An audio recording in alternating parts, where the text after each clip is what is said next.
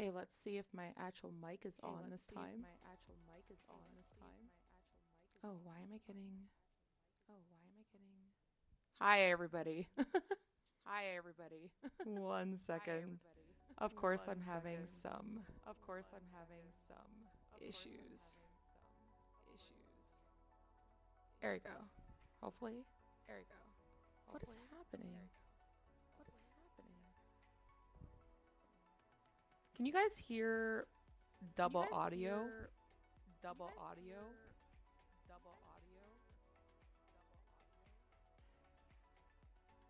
The hell's happening? Why do I have an echo?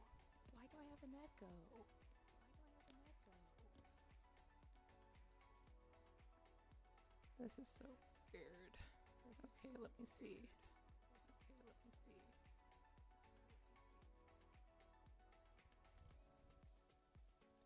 Is that better? Can you guys still hear me? Why do I have an echo? Okay, let me just turn off my headphones for a sec.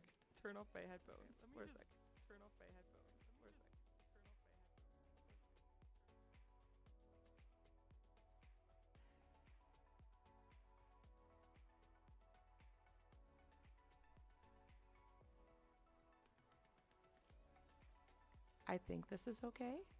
Oh my god, I'm gonna kill myself. No, sorry. I'm so frustrated. I'm not gonna talk for a second. Where's this stupid audio coming from? No, I'm not giving you mod powers, Matt. I don't trust you.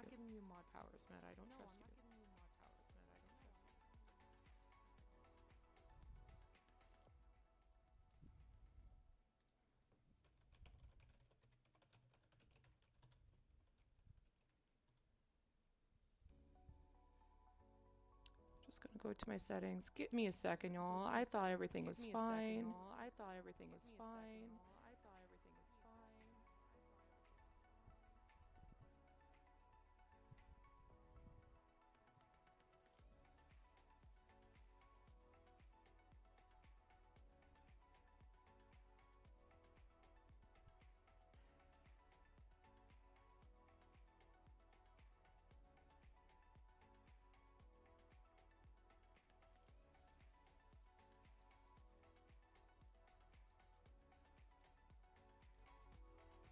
Maybe that's better?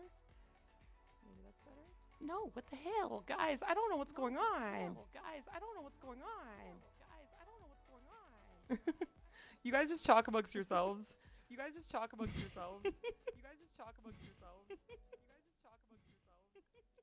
to turn off the music for a second. No.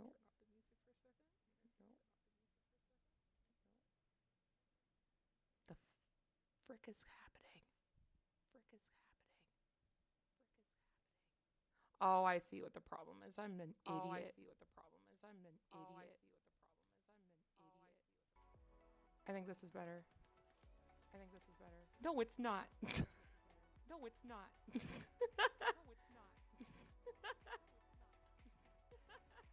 Okay, maybe this one.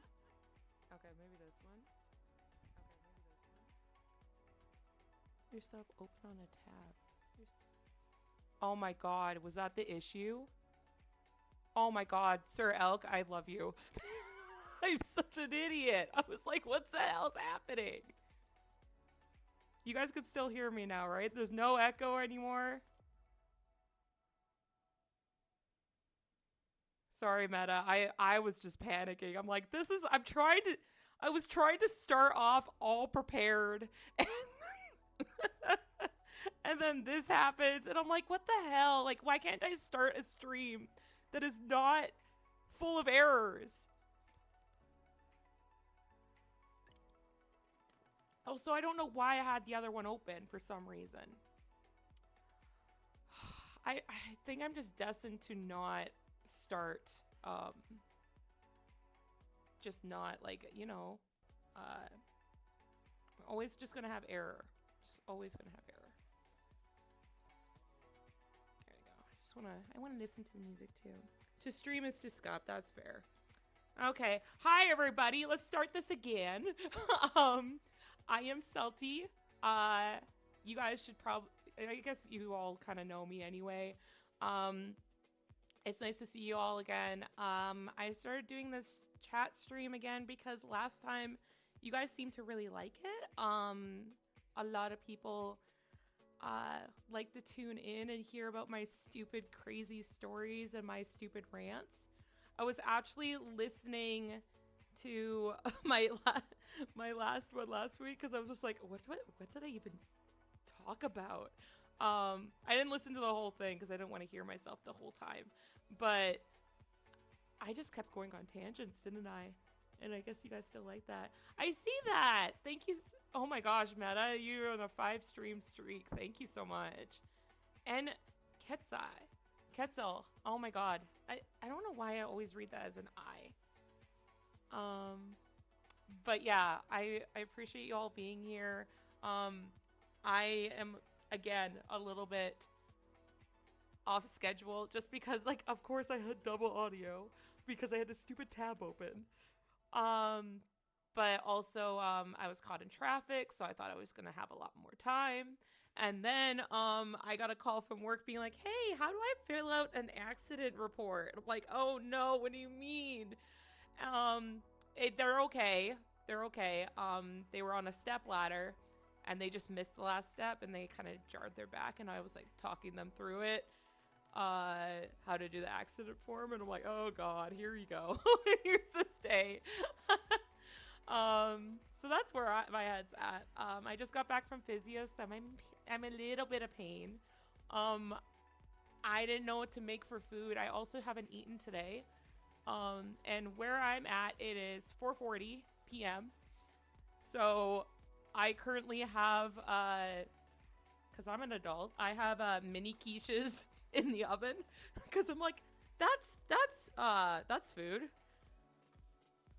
So yeah, that's where I'm at. How is everybody in the chat today though? I want to hear from you guys. I hope that you guys are having a good day.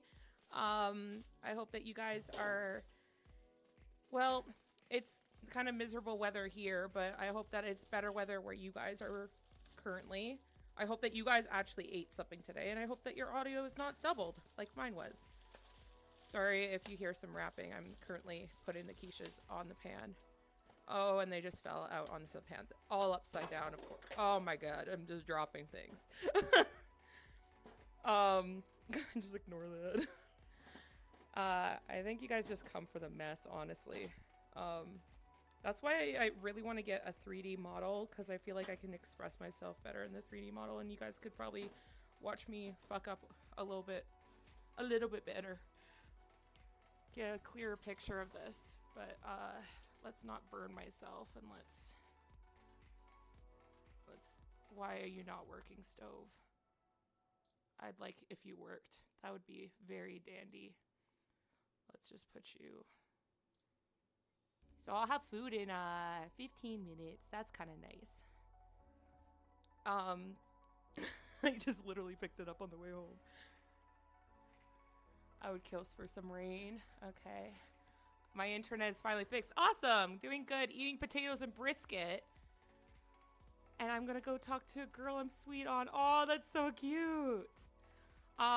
It's pouring where I am right now.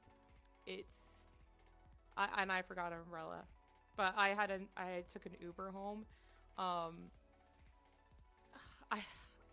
know it's not the Uber's fault. It's just that we were stuck in traffic and I get motion sickness.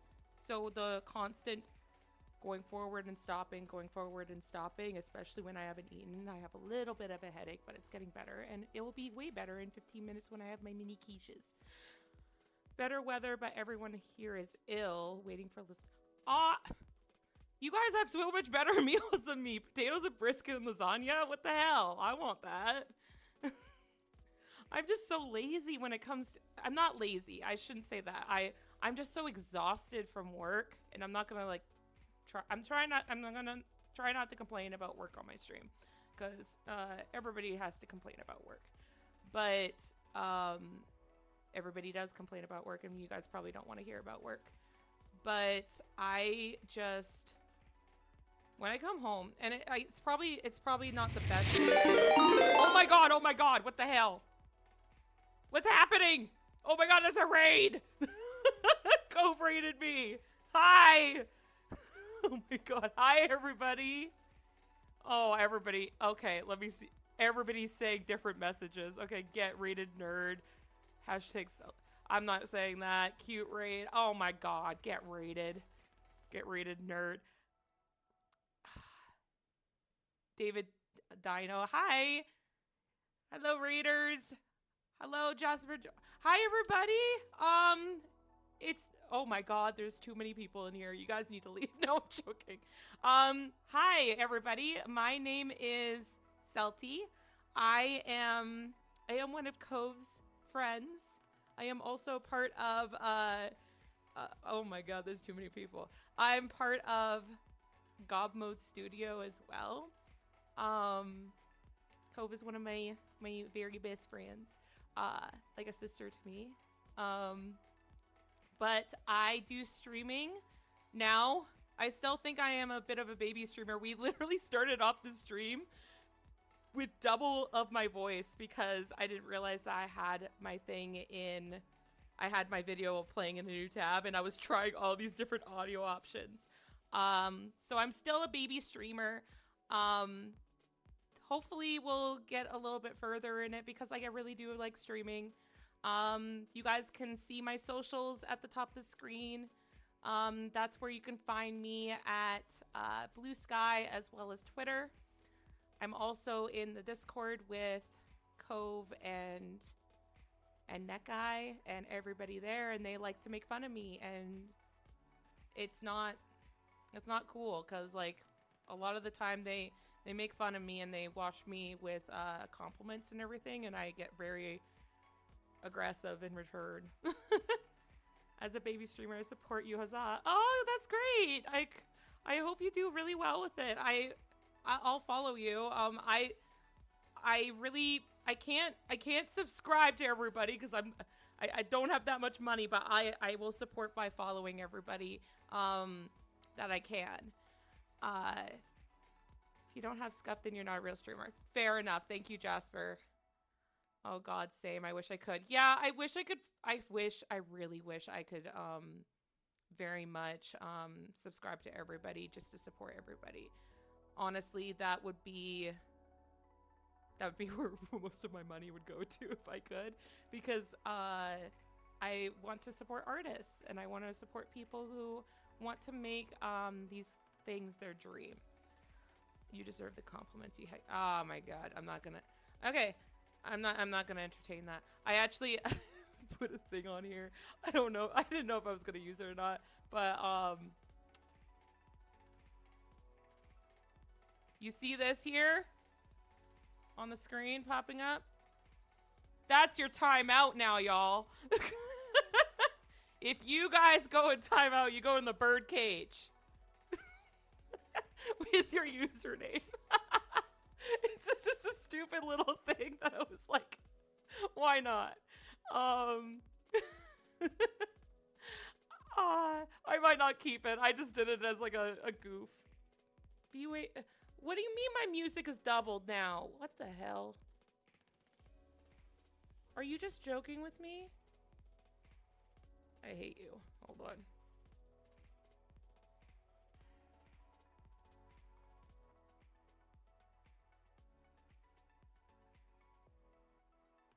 Is that better?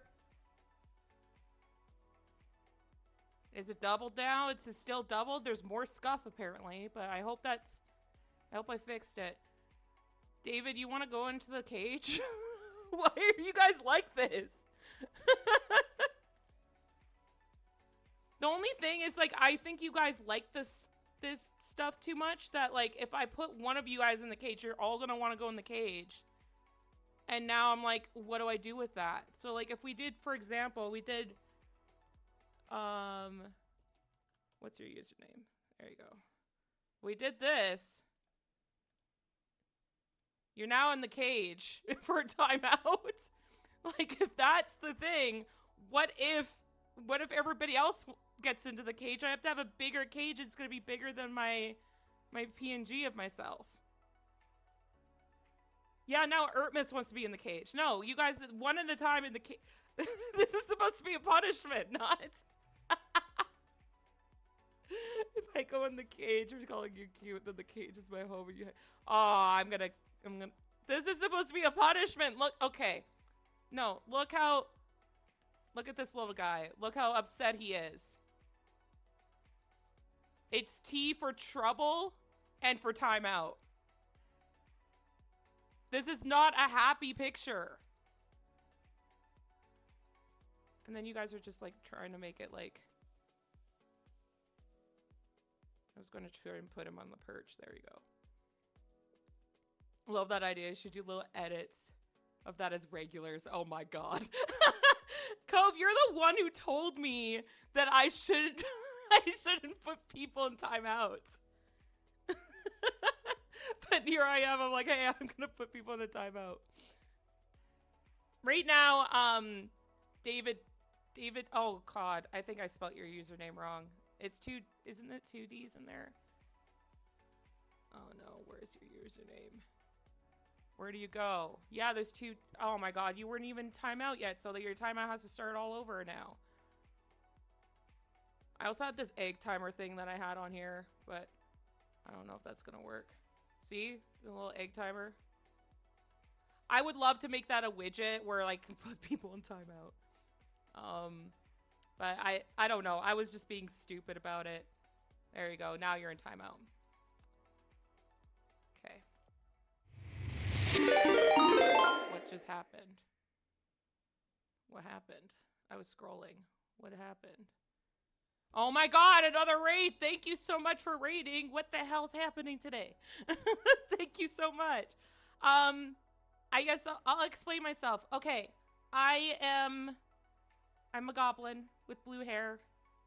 I do art sometimes on my socials, which you'll see in the corner. I'm really trying to become a streamer. I don't have the high expectations that I'm gonna be like one of the biggest streamers or make this a full-time job, but like it would be so amazing to do this as like a part-time thing. I'm only doing 2 streams a week right now, but in January I would love to do more. I work full-time retail, and that's why I'm so busy at the moment. But yeah, I appreciate you guys all being here. I'm super excited that like I have all you guys to talk to. I'm a huge person when that comes. Oh my god, that was not a sentence. I am a huge person. No, I am a giant goblin. No. I love talking to the chat. So if you guys have any questions or you guys have any comments, I am reading them. Salty Hun, I gotta get food, so please have an amazing stream. Of course, you go eat. You're a huge person that... Hey, Meta, I'm Ayo. Get loved, you can do it. Thank you. Cute raid, Salty, cute beat. Oh my god, you guys with your cute comments, you stop that. They are unmovable because something is awakening in them. What the? Goblins historically are not huge. Their appeal is their smallness. Yeah, no, I'm so small. I'm gonna have to move my alerts now that I have the stupid cage up there. Are the alerts too loud for you guys? Probably. That's too bad. You guys can deal with it. I don't know how to change that. Confirm the little shorties make me smile. Yeah. I'm just scrolling back to see if there's anything I missed. Oh my god. Hello, everybody. I don't want to miss everything. Started outlining a bit of the fic. Oh my god. Make me as, so if you guys don't know, I don't know if, Mao has announced this, but, Mao, also username, the devil you may know, is writing a fic. And they wanted me to be a little bit a part of it, but I'm just gonna be a gremlin in it. I don't think they're shipping me with anybody but like paperwork. Cove was drawing me. She made me so cute. Oh, I'm so happy. Cove is an amazing artist. I'm currently doing art for Halloween, and it's a little late, only cause I like I said, I'm busy. Maybe I can pull it up so I can give you guys a preview of like I was talking a little bit on Cove stream about how I make too much work for myself. I'm not gonna save it in big resolution though. I'm just gonna zoom in on certain things because I still want to leave it as semi a surprise. But because you guys are all here in supporting, then I will give you guys a little preview. Just give me a second with that. You're not late for Halloween, you're early for next year. That's okay, fair. maybe that. That might be acceptable. So we're gonna zoom in on a couple things. Because not everything is done. And it's not going to be the best quality because again, I use a tablet. No, you guys, you know what? You only get the hat. You only get to see the hat. That's all that's all that's gonna show. But I'm emailing it to myself. No shipping for Salty, just common shenanigans. Sir Elk is currently making a game and asked me if I wanted to be in the game. And all I can think of is when I played Monster Prom. And you guys know the person who sells items in Monster Prom. All I can think of is like, maybe I should be that person if they do that kind of gaming mechanic. Just be the gremlin who's just like, don't ship me. I am here to cause mayhem and give you items that you don't really want. I'm excited for them to make that game though. It's going to be super exciting to be part of a project. It's super exciting to be a part of God mode. Though I do have an interesting encounter plan with, oh, okay. Well, you're going to have to share all that because everybody's going to be interested in that. I used to do a lot of writing. I think I mentioned this last time. And Dino, we're gonna take you out of the timeout now. I think that's been enough time. We'll take you out of the timeout. There you go. You are not in the timeout anymore. Okay. I should actually have my egg timer to put you guys in timeout, but I don't know what the thing is. It's like, I know that I can stop people from talking, but I don't want to do that. You guys should have freedom of speech in the cage. Still. Okay, did I send this? Okay. Yeah. Okay. Let's do this.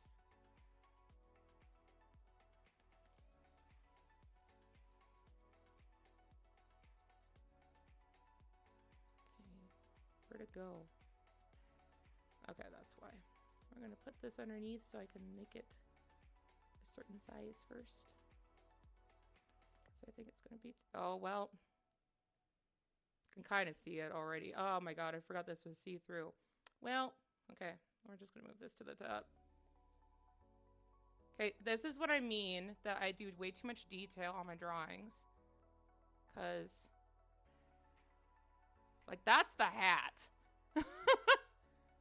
I do way too much texturizing, and this is why it takes too much time. Like, I'm not saying this is like the best thing ever. Like, I'm not be like, oh, look at all my beautiful detail and everything. It's just that I wish I could do like more simplistic art, and I don't mean simplistic as in that it's simple to do, because it's not. I wish that I didn't put this much detail in it so that I could, oh my god, do more projects. Yeah, Cove is telling me that I need to learn how to simplify things. I got to teach you how to simplify, and then you can both learn from Nekai how to actually simplify. That's fair. That's fair. But yeah, I'm gonna double check. Does my... Oh my god, my timing's amazing. Like, the stove just ended. Yeah, did I burn anything? Nope, it's not even done yet. Stupid thing. It's like 15 minutes and it's not. But yeah, this is just gonna be a chatting stream. If you guys have any questions for me, that's cool. We answered a couple of them last time. I talked about how I met Cove kind of thing. I forgot to include something in the story last time because, like I said, I was reviewing this story. I almost didn't meet Cove. And the reason why, and like, I don't know if this is a twist of fate or anything, is that I met Cove in a course, in a college course, and, or like, just a class in general. And I met them because, so rewind a bit, one of my friends at the time that I met in college, I think I nicknamed him, what did I nickname him last time? Anyway, we'll just call him Dave. Anyway, Dave and I were friends, and he was just like, oh my god, we need to go into this class together. And I'm like, oh yeah, that, like, I wanted to take that class. That sounds cool. And so I went into this class, and I was on the wait list, and I was number 1 on the wait list. And oh, I gotta hydrate, so hold on a second. And I gotta stretch. Okay. The stretching one is the best one. But anyway, he was like, oh my god, you should come into this class. And I'm like, okay, perfect. And I was number 1 on the wait list. I know, I don't know how to make the alerts. Maybe I can control audio. Hold on, I'll try to. Oh, I can lower it here. I'm a dummy. There you go. Alerts have been quieted. But anyway, back to the story. Jesus. I was number 1 on the wait list, and for this class and some other classes, I don't know if this is like it in like other universities or anything, but typically if somebody doesn't show up for the class, they kind of get their spot taken off, like for the first day at least. It's like, oh, you didn't have enough interest to come to the first class, so like we're going to give this spot to somebody who's on the wait list.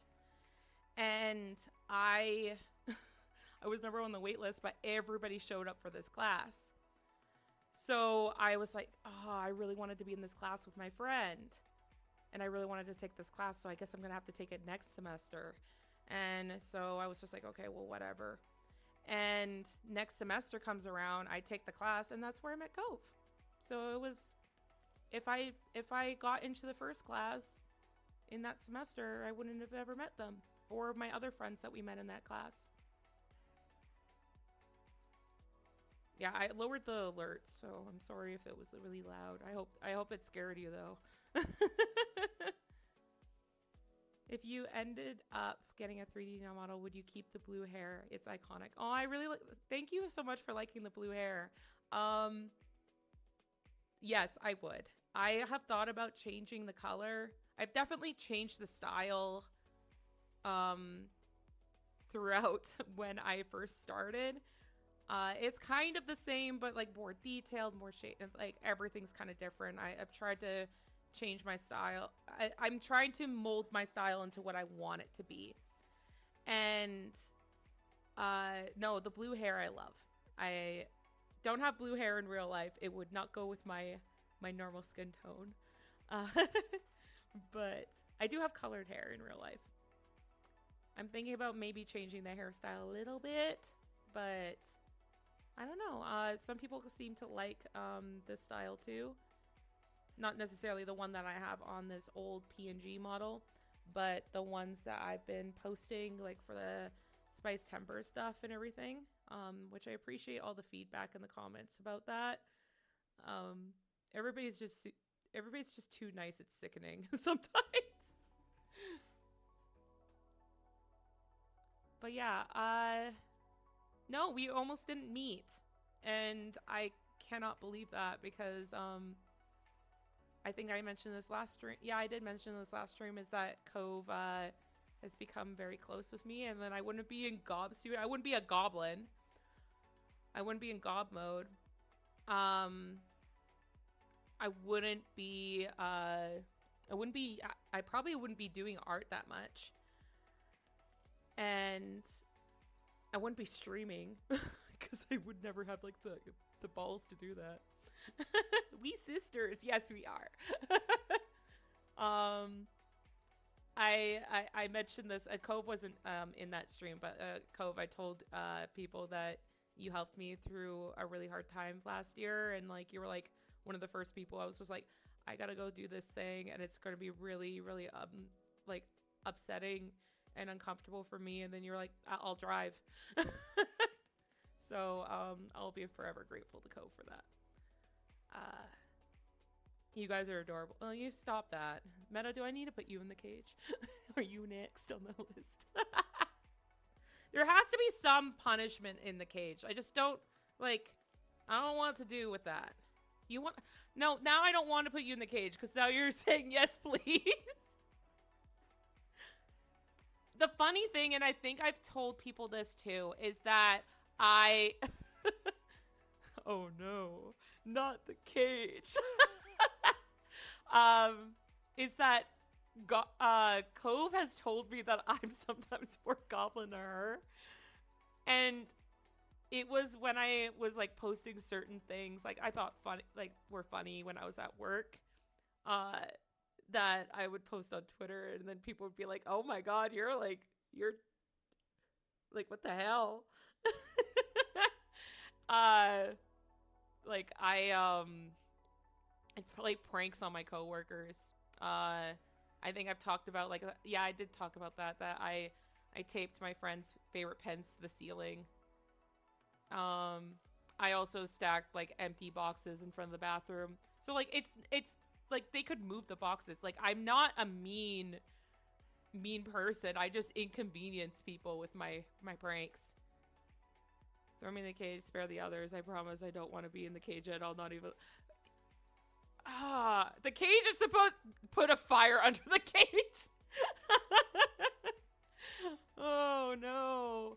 The cage is supposed to be a timeout, y'all. Like, it's supposed to be a bad thing. I gotta put something like, what do I do with the cage? Joke's on you, I'm into that shit. Oh no, I started something. What do I do with that? Like, it's supposed to, oh my God, everybody wants to be in the cage. No, okay. Now, maybe we reverse it. Maybe, like, the good people that I respect and everything go in the cage. But then I have to put a happy face in the cage. Bottom roast. What the fuck? What are you talking about? Oh my God. Oh, okay, I didn't get it. Cage. Everybody's too interested in the cage. You know who doesn't want to be in the cage? I know who doesn't want to be in the cage. As a joke, we'll do this. Sorry, you're not in the cage. You know, hold on.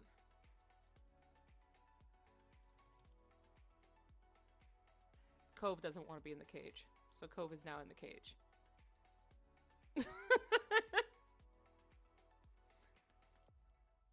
We got Cove in the cage, guys. She not happy. Mommy issues Celtic. You can't beat them. Oh my God. Don't eat. Cove. How dare you? Cove, you gave me this platform. What did you think I was gonna do? Well, you didn't give me, I mean, like, you were part of the first stream I was on. It should have been me, not her. The face you have on the guys already have it. They're just flustered AF because you're... No! Jasper, now you're not going in the cage. But Cove is. Cove, you're in timeout for what? It's 5:08. You can be in timeout till 5:10. You could be in there for 2 minutes. It's not fair. Everybody's just crying about not being in the cage. God damn it. Y'all are weird as hell. I love you guys. You guys are great. And that's the thing too, is like I don't expect myself to become like a huge streamer. But I just love streaming. I like talking to you guys. I think I express myself better through talking. Sometimes I do through typing, but it's usually when I'm all caps and upset. That's a lot of upset emojis, Jasper. Oh my god. Um but I I told my counselor that yeah, streaming is a lot of work, especially when things go wrong. um, but I do really love it's added a joy to my life. My counselor explained it in the way that there's like drains in your life and there's like nutrition or like nourishment in your life, and like work can be a drain, cleaning your house can be a drain depending on who you are. Some people really like cooking, some people really like cleaning.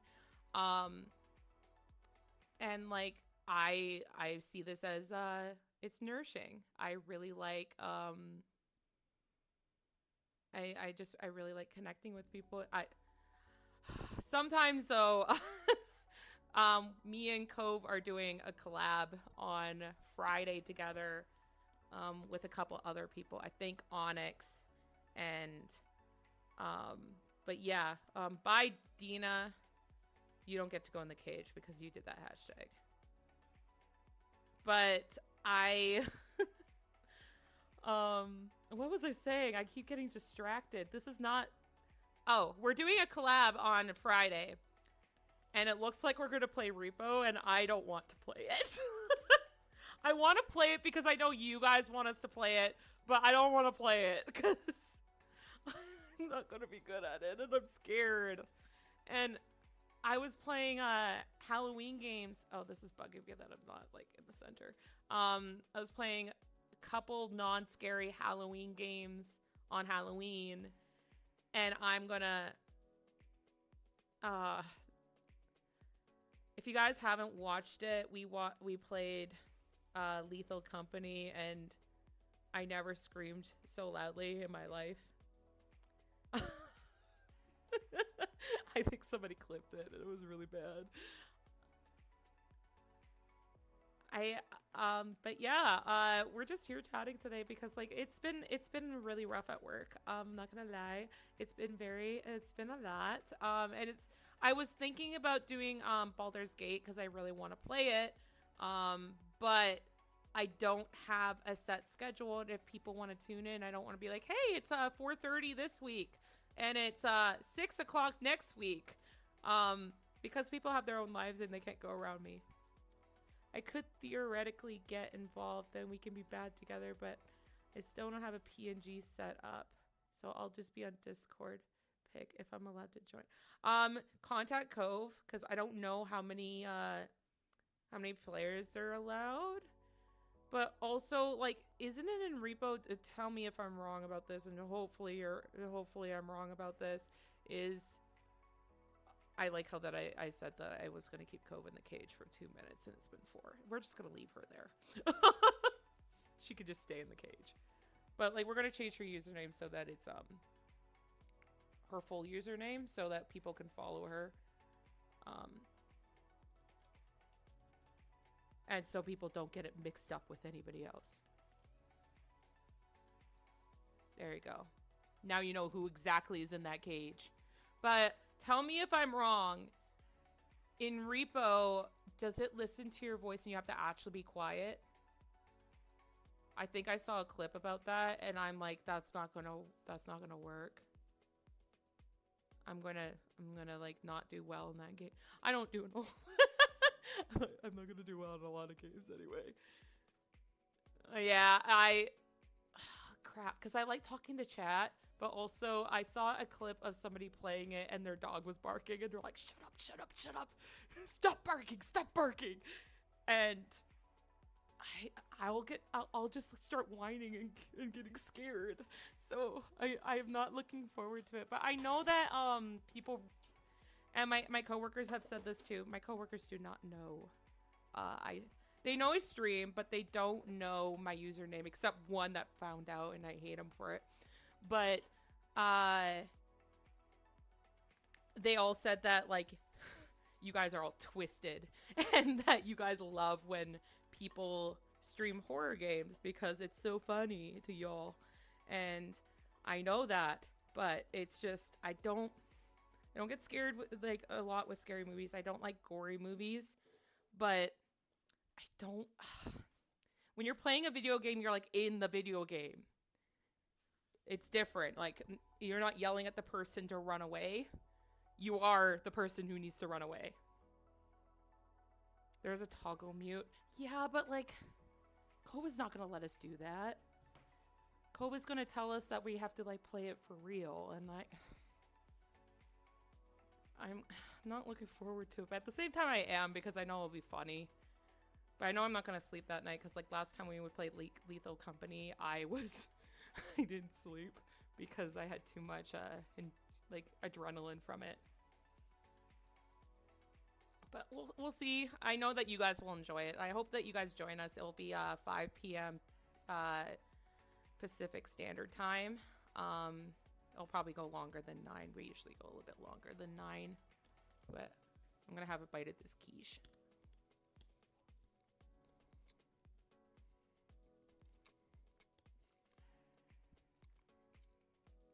Yeah. Well, this stream is like a 3.5 hour one. I had a 3-hour chat stream last time, but now I'm like, okay, well, I started at 4:30 today, so I'm like, okay, I'll go to 8. Again, Pacific Standard Time.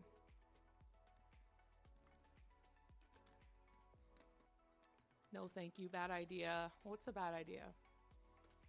Bad idea of the day. And Salty play horror games. We'll feed your snacks and get bit when we scratch your little ears. Yep, that's me.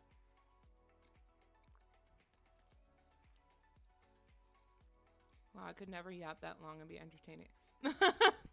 I don't think so. I was really scared my first stream. I was terrified because I was like, what the fuck am I supposed to do? But people had a lot of fun with us. Like we played with Tia, Rye, Cove, and myself, and we played Peak, and I had a lot of fun doing that. And then I started doing collabs almost every Friday with Cove and the gang, Cove and other people like Onyx, and we played with Sir Elk a few times as well. And then there was one week last week, I was like, what the hell am I supposed to do on stream? I have no idea what to do. I was going to do Monster Hunter, but like that one you can't really save. So I was like, oh God. So I put some options in the server. If you guys are not part of the server, please join it. It supports Cove, and you can chat with us. I'm not a part of a bunch of servers, but it's one of the best, and I'm biased about that, and I'm fine with that. But we have a lot of fun in there. If you don't know what it is on Cove's Ko-fi. Cove's username is in the corner, in the cage. But yeah, I put a vote there, and everybody wanted to just have me chat, and I chatted last week, and I had a fun time just talking to y'all. You guys asked me questions. I tried to answer them without getting distracted, and did not work. But I told you guys, if you guys remember, I don't know if anybody's here from last week, but we talked about the list guy story. Talked about how I met Cove. What else did we talk about last week? What else did we talk? Oh my God, there was so much. Anyway, I just remember that I told the list guy story because I told my old roommate that, and she's like, I missed it. Because she's the type that she brings up the list guy story every time I meet new people. Like if we're at like a gathering or like get together, she'll be like, have you heard the list guy story with Celty? And I'm like, for fuck's sake, what the hell? Celty still needs to post her rep. I know, I'm doing the Halloween thing first. I gotta get that done, and then I got some of it done, but like I gotta figure it out. The problem is too, is like if you guys do art, you'll know this, is that if you're not doing consistent art every day, sometimes you forget how to do things. So I wasn't doing art for a couple weeks because I was so drained from work. And then I tried to draw a leg and I was like, I don't know how to fucking draw this anymore. Oh God, do you guys the apple thief story. Oh, I'm so mad still. I'm so mad. I'll tell this story because not everybody's in the server. Um, this I told some coworkers about this yesterday at work, and they were on my side. Like, this is so wrong. So I went to Walmart to get groceries yesterday. I don't think I even told this to Cove. I don't know if Cove's still in here, but Cove, you can listen to this. And I was so mad. I'm still mad. Yeah, F that guy. So I was shopping in Walmart and I had one of those baskets that you just carry around. And I had a bunch of stuff in it because I was grocery shopping and like I had to pick up some stuff for the week. I'm also cat sitting this week. So I was like, okay, I need to make sure I have enough food and snacks for her place. But I was going around and I was still in the fruit vegetable section when this happened. Mind you, I was still there. So it wasn't that we were on the other side of Walmart. And like this guy did this out of convenience. But no, he was an a-hole. I am mad. I'm still mad talking about it. If you guys can't hear that in my tone, I'm still upset about this. Anyway, was shopping. I picked up this beautiful bag of apples. It was lovely. Like they were what kind of apples were they? I usually get Granny Smith. I love Granny Smith apples. I love Jazz apples, but I was trying to try these apples. They were like Honey Crisp or something like that. I was like, okay, these look good. I want to have an apple on my way home, and I need apples. I need fruit. We need to keep ourselves healthy during these colder months. Anyway, picked up this beautiful bag of apples, put it in my basket. This old man, probably like early 50s, maybe like late 50s, I don't know. Older man. I saw him look at my basket and look at me, and like that happens a lot. I've seen a lot of people kind of like, people are nosy, people looking at other people's baskets. They're like, oh, I need to get that. That's a good reminder. I need to go get like potatoes or something like that. I don't know. I thought that he was doing that, and I thought he was doing that for apples. No, this. Let me take a breath. He should be in the cage. No, we decided that's Anyway, I'm so heated. Yeah, I'm so heated because like this is so bad. This is so wrong. It's so wrong on every level. Like, you don't do this to people. He comes up to me and he looks at my basket, looks at me, and he reaches into my basket and takes my bag of apples. And then he looks at me and then he walks away. He took my apples out of my basket. The thing is that this Walmart is in the same mall that I work at. So I was just looking at him. I'm like, if I reach out and I grab this bag of apples back, is he going to like call security on me for like assault or something?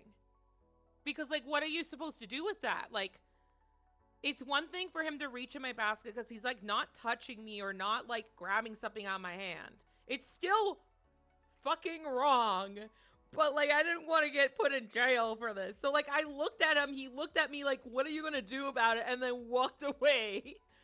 And I just stood there and I was just like, what the hell? And I like looked around and I was like, did anybody see that?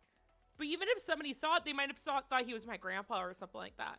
I like looked around and I was like, that did not just fucking happen. Like, I just felt like there's a lag in my brain. Like, what do you do to, like, my brain short circuited. I was like, I have no clue what to do with this. Like, I can go up to him and deck him and take my apples back. Again, don't want to be put in jail and don't want that association at work because I still have to work in this mall. I could take my apples back, but what if he yelled that like I was being like I was like doing something, right? No, and then like I got on the train to go home.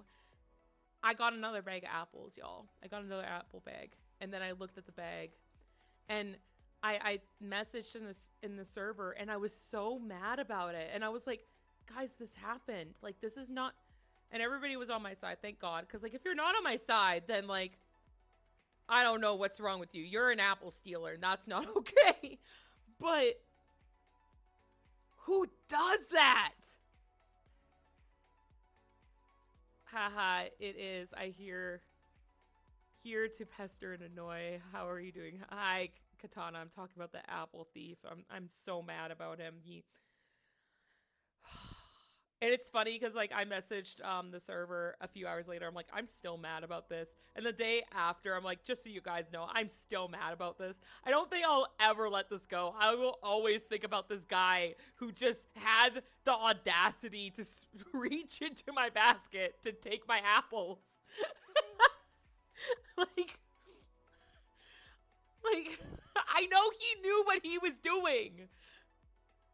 Yeah, Katana, like this guy in the store reached into my basket to take my bag of apples for themselves. It was an old man and I couldn't take it back because like otherwise he would have called security or something. I know he would. Yeah, I'm holding a grudge. I don't hold grudges for things that are, I guess I'm not perfect. I have had grudges in the past and everything. For like serious things, but like this is a petty grudge because yes, I got another bag of apples, but now my apples are in my fridge, and whenever I open my fridge and look at the apples, I'm mad. And I'm still thinking about it.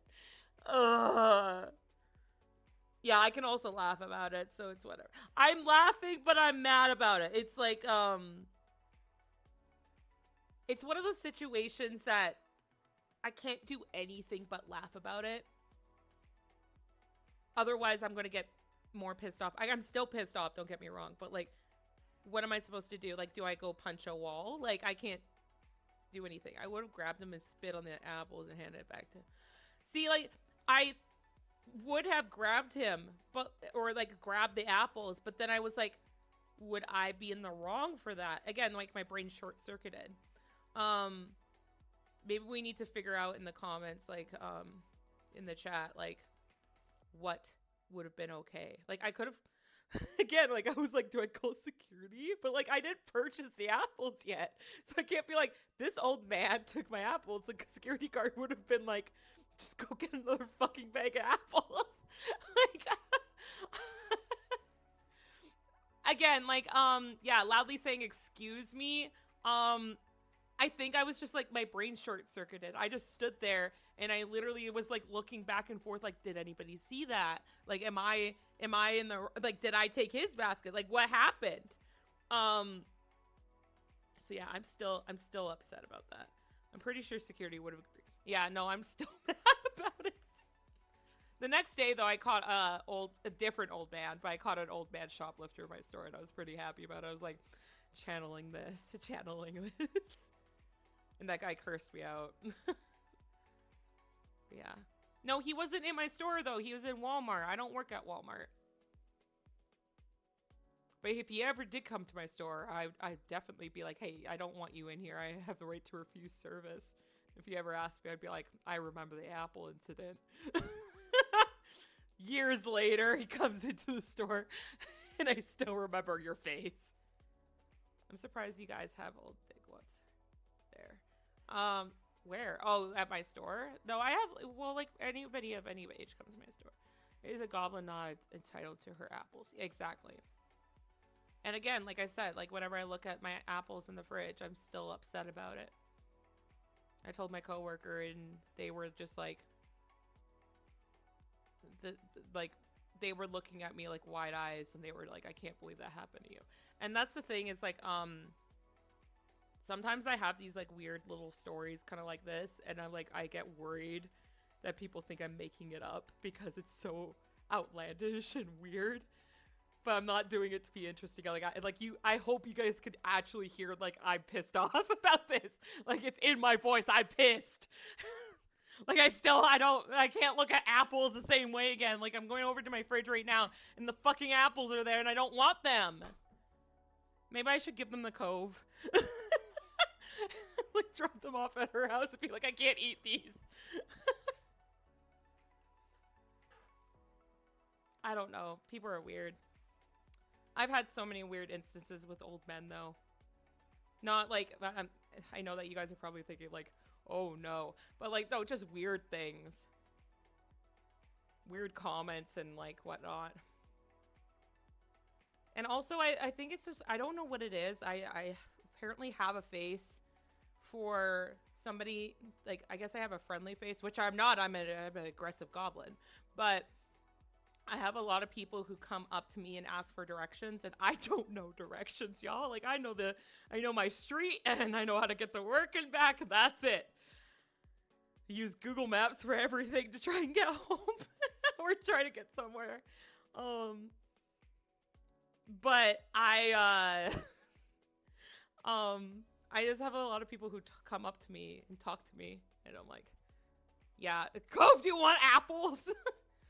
I had a dumbass customer ask for rice. Oh, sorry, I read that as ice. Rice and beans in her tacos, and I put it in the tacos, and she complained that I put them in the tacos.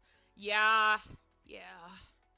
I had a customer. I'll say that we have like a buy online and pick up in store option for my store, and so like you can order it on the website and then come pick it up in the store later on, right?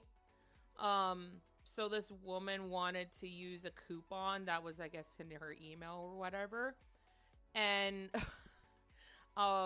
she was in the store already, and she's like, I want to use this coupon, and I wasn't there at the time. I was clocking in like about 10 minutes later, so my coworkers told me about this. And so she decided like we couldn't process the coupon in store. It was just for online purchases only.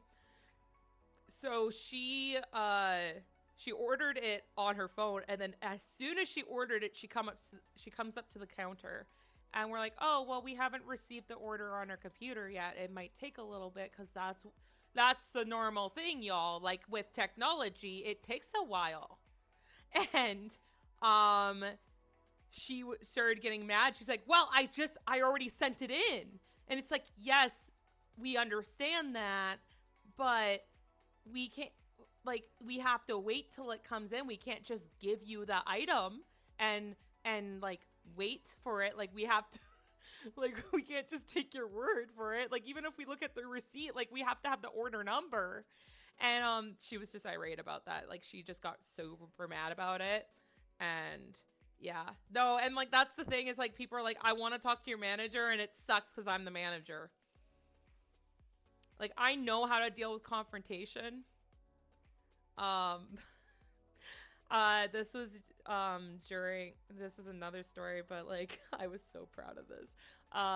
It was during the pandemic when like the mask thing was a thing, and there was a woman who came into the store.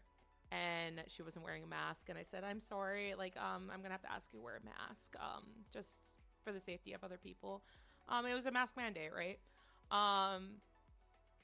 Hopefully this is not controversial, because I know people are very controversial about all that stuff, but, anyway, like, you don't, even if you believe in the like, whatever, like, either or, like, you don't act like this.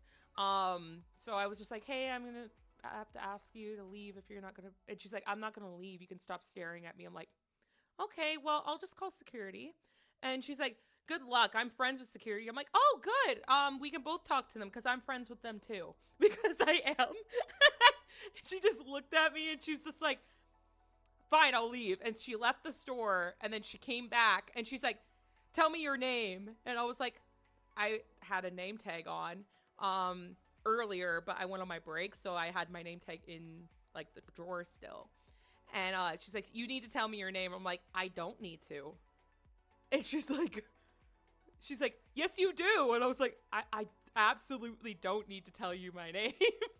And she's like, well, I'm gonna report you. I'm like, go ahead. Like, I don't know what you expect me to do. Uh, like she knew she couldn't demand my name. But yeah, I've had, oh my God, I have so many stories. This is what happens when you've worked retail for 10 years. I don't recommend. I wish I want to get out. I've said that probably every time I talk about this, but like, I want to get out. Yeah, 10 years. In the same store. From associate to supervisor to assistant manager to co-manager and to manager. And I want out. So we're setting up a GoFundMe. Yeah, I wish. Yeah. My store is pretty cool. Like, we don't get a lot of Karens and Kevins, but like when we do, it's kind of like, it's extreme. I'm trying to remember. This happened a long time ago. There was a guy. I'm gonna try and give him a name. Hey chat, do you want to give me a name for this Kevin? I guess I could call him Kevin, but it's more fun if we give him Bob. Okay, yeah, Bob. So we're gonna go with Bob because like that's the first one I saw. Mark and Keith. I don't know why Keith is funny to me. Keith or Kevin. We'll read this out first. I had a similar experience. A man walked into my old job not wearing a mask. I said I wouldn't serve him if he didn't have a mask. He storms out and grabs a mask, comes back with it on. I told him I still wouldn't serve him until he put it on. His dumbass put it around his nose instead of around his... Yeah, I know. I've seen so many people. There's so many people who wore the mask just under their nose, or they wore it just above their mouth, or like the thing that bugged me about the mask thing is like so many people are like, whenever they came up to me in the store, like they would be wearing a mask, but whenever they're like, hey, I'm looking for something, they would take the mask off to talk to me. I'm like, hey, can you leave your mask on? And they're like, yeah, but then you can't hear me. I'm like, I can hear you just perfectly fine. But I don't know why they thought it was like, oh, I need to pull down the mask so I can ask a question. Like, don't do that. Anywho, with Bob. So this was a long time ago. This was when I think I was a supervisor at the time. But, Bob, we knew Bob. My store knew Bob because Bob was really annoyed all the time because he would come into the store and, if you gave your email, to the store, at the transaction, then you would probably get a coupon or something like that next time. I forget what it was. But if you didn't ask him for his email, then he would get very mad. So like we knew Bob. But Bob came into the store one day.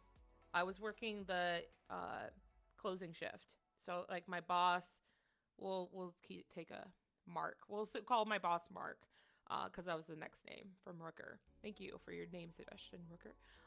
But Bob came into the store and came up to me and showed me this coupon.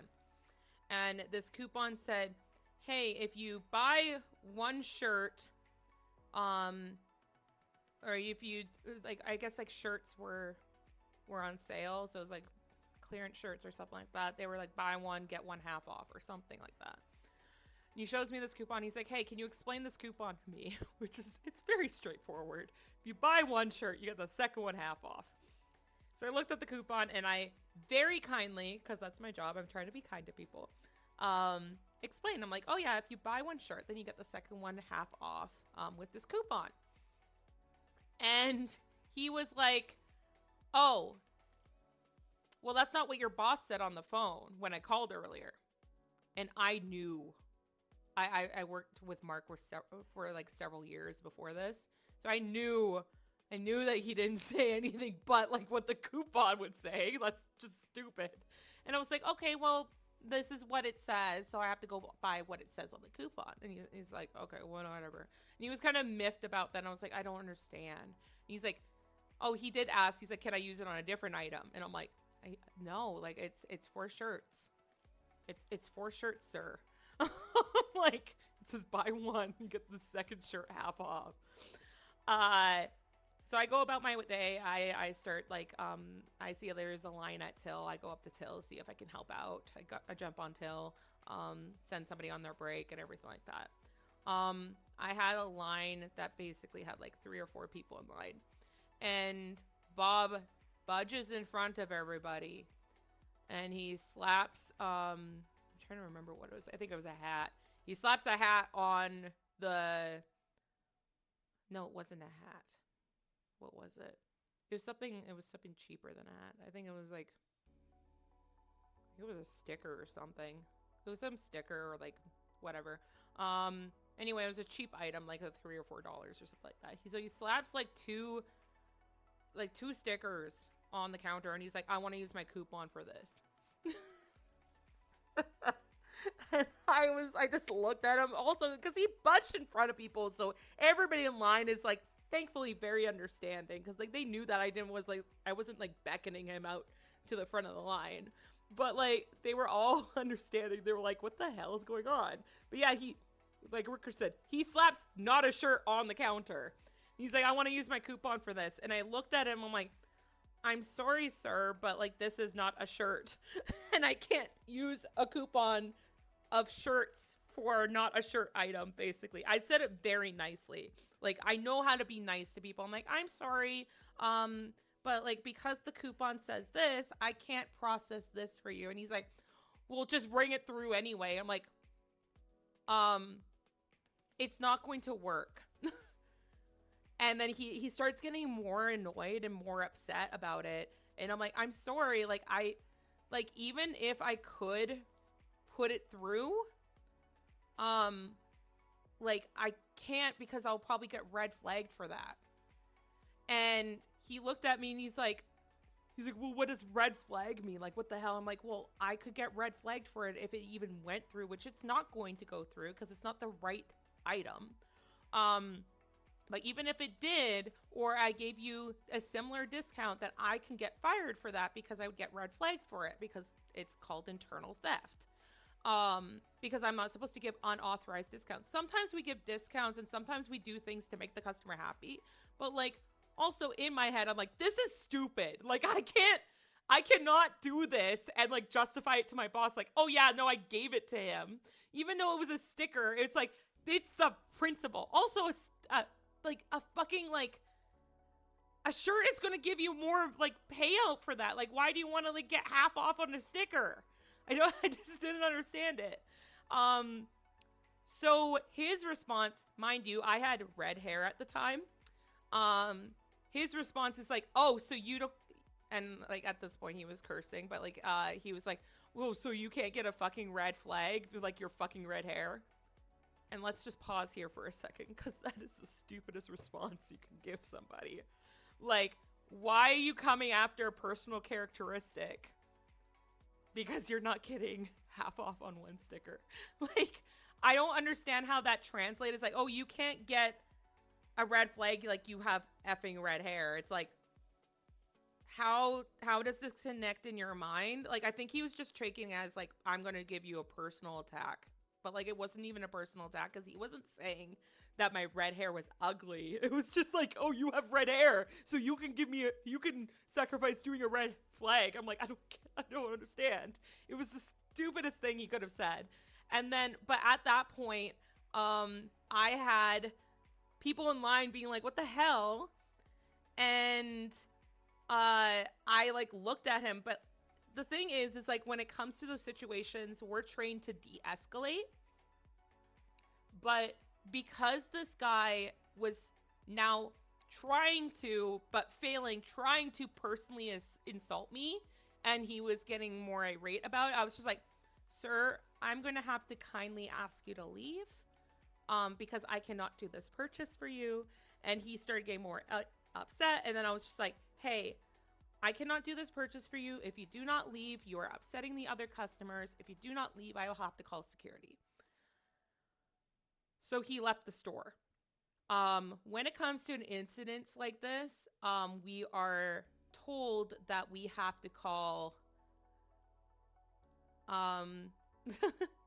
get the fuck out of my line. Yeah, exactly. When there's an incident like this, the best thing you can do is you get in contact with your manager, district manager, or whatever. Like, you get in contact first, because like the worst thing is for them to explain their side of the story and then they get blindsided by a complaint. So like, I wanted to get ahead of it, so I called up my manager. I'm like, hey, did you explain this coupon? And he's like, yeah, I did. Like, that's so dumb. And I'm like, hey, okay, I'm gonna call my district manager, who is a really cool guy who likes me. Uh, let's call him, what was the other name? Keith. Okay, we'll call my district manager Keith. So I called up Keith. I'm like, hey, so I had this incident happen today, and I explained the whole story, and he's like, oh my God, what the hell? I'm like, yeah, I know, Keith. Like, what I don't understand. But this is what happened. He's like, and I'm like, we have had issues with him before, being like frustrated and everything, whatever. So Keith is like, okay, let me handle this. And then heard nothing of it. Couple days later, Keith calls the store and he's like, hey, can I speak to Celty? Passes the phone over to me. I go into the back room, talk to Keith on the phone. Keith is like, so Bob called me. I'm like, oh no, here we go. So Bob called to complain. And he was just like, he was saying that you were insulting him and swearing at him and blah, blah, blah. I'm like, okay, there was 3 other coworkers there and they can all back me up. And you can check cameras and see that I was calm the whole time. Like, absolutely not. So he's just straight up lying. And he's like, well, I have him on the other line, so I just wanted to call you first and like reiterate your side of the story and everything. I'm like, okay. Keith calls Mark, let him know, and then he talks to Bob again. I don't hear about this. Like, Keith basically was just like, I'll handle this, don't worry about it, you're not in trouble. I'm like, okay, cool. Because like, Keith knew me long enough that he knew I don't get angry at people. I'm very calm and I know how to de-escalate. I only get angry at people if they are being like aggressive to my coworkers, because I get very defensive. If you're coming at me, then that's a different story. But if you're coming after my coworkers, I get very protective. And I have gotten very protective over my coworkers in the past. Like, you don't yell at them, you yell at me. You talk to me. Meta, you shush. You don't get mad, you steal their pens and left sock. I steal their pens. I have never stolen somebody's sock. I have stolen their pens and like tape it to the ceiling. That's different. Anyway, I don't hear about this for a while. And then a couple months later, Keith is visiting the store and like doing a review of our store, looking around like as a district manager would. And I went on my lunch, came back, and I heard Mark and Keith both talking. And they were laughing, and I heard my name, and I was like, what are you saying my name for? Very jokingly. And they're like, oh, we're talking about Bob. And I was like, oh God, Bob. And we had a nickname for Bob, like we were just, like, because like the email thing, I forget what it was. It wasn't a mean email. It was just like to recognize him, because I didn't know what Bob's real name was. So it was just like email guy or something like that. Or I think it was discount guy or something, discount dude or whatever, or email guy, I think it was. I don't know. I think it was like interchangeable, something along those lines. And I was like, oh, what about him? I didn't hear a follow-up. So apparently when Keith hung up the phone with me and went to talk to Bob on the phone, Bob was like, hey, like you need to fire her and blah blah blah. And it's just like, actually, like, we don't, because like from what we see, like through the cameras and everything like that, and what her manager has told me, and like past instances, like is there anything, like, he was trying to be cordial about, like, is there anything we can do, but also we're not firing her, because, like, that's what he was trying to do. He was trying to get me fired. But anyway, Bob did the wrong thing. Bob started cursing out my district manager. And district manager Keith didn't like that. So he called his boss. And his boss called his boss. And I found out 2 months after this incident, this guy is now banned from all the stores of the company. Not just mine, not just my district, the entire company. So, like, and that means, like, the stores in the States, too. So he's just not allowed to go any of them. But it continues. So, I guess, yeah, this was a good story to tell. You guys seem, like, entertained. But anyway, 2 years later... 2 years later, Bob comes into my store. And I should say, there was, me as supervisor still, or wait, no, I was assistant manager now. The other assistant manager who was there, she answered the phone call a couple hours before he came into the store. And Bob was on the other line, but she didn't know it was Bob. And this guy was just like, hey, so I want to come into your store, but last time I was there was a manager there who I just didn't like their attitude and I don't feel comfortable in your store. So I just wanted to check if the same management was there. I guess you guys can understand why he's doing that, because he wanted to check if I was still around, because I was a supervisor. So yes, part of management. And also, Mark was still there. So he was checking. And my friend who was assistant manager, let's call her Beth, I don't know. But Beth was just like, oh, well, no, like, they're not around anymore, because we did have a change in managers. Like, we had 2 managers and, like, one of them left. And, like, that guy who left, he did kind of rub people the wrong way. So, she's like, hey, so we don't have the same manager anymore, because he was a little bit higher than my other manager. Anyway, so, like, yes, like, we try to make everybody comfortable in our store, so please come on in, we'll help you out. 2 hours later, he comes in. And I was on my lunch at the time, but, like, I looked at cameras, and I was like, is that fucking Bob? Is that Bob? And I got a call from the front desk, like, the register, from Beth. And Beth's like, I think Bob's here. And I'm like, that can't be Bob. Bob is banned. Actually, it was great that we named him Bob. Bob is banned. I was like, he can't be here. He can't. Like, this is not, no, he wouldn't come back after 2 years. And she's like, no, it's definitely him. And I think it was him on the phone earlier checking out. Like, now it was kind of clicking in her brain, like, why he called. So he came into the store and he started shopping around. And I was, like, on my lunch. And to be frank, and Beth has told me, Beth is not confrontational, and I don't like confrontation, but I'm okay at it. Like, I can kind of, like, when I have to do confrontation, I can do it, and then after it, like, the adrenaline sets in, and then I'm shaking after. But, like, during it, I'm relatively calm, and I can get through it. But Beth is like, I don't want to talk to him. I don't want to do anything.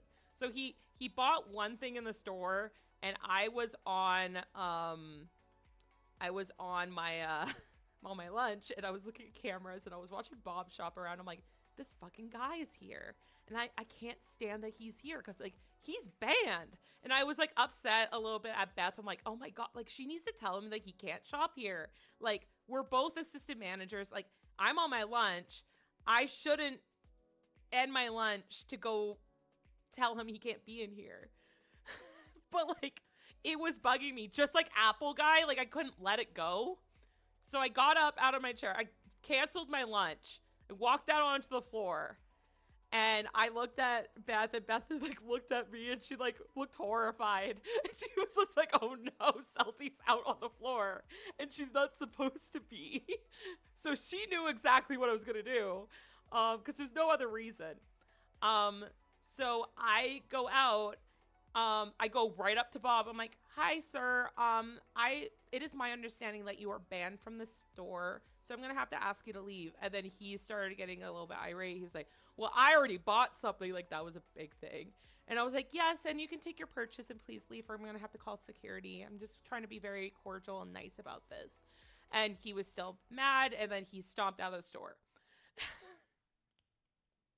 And I 100%, I 100% can tell you, this is exactly what happened, and I'm so proud of it because he left the store, came back like 30 seconds later, came right up to me, and he's like, "I need to know your name."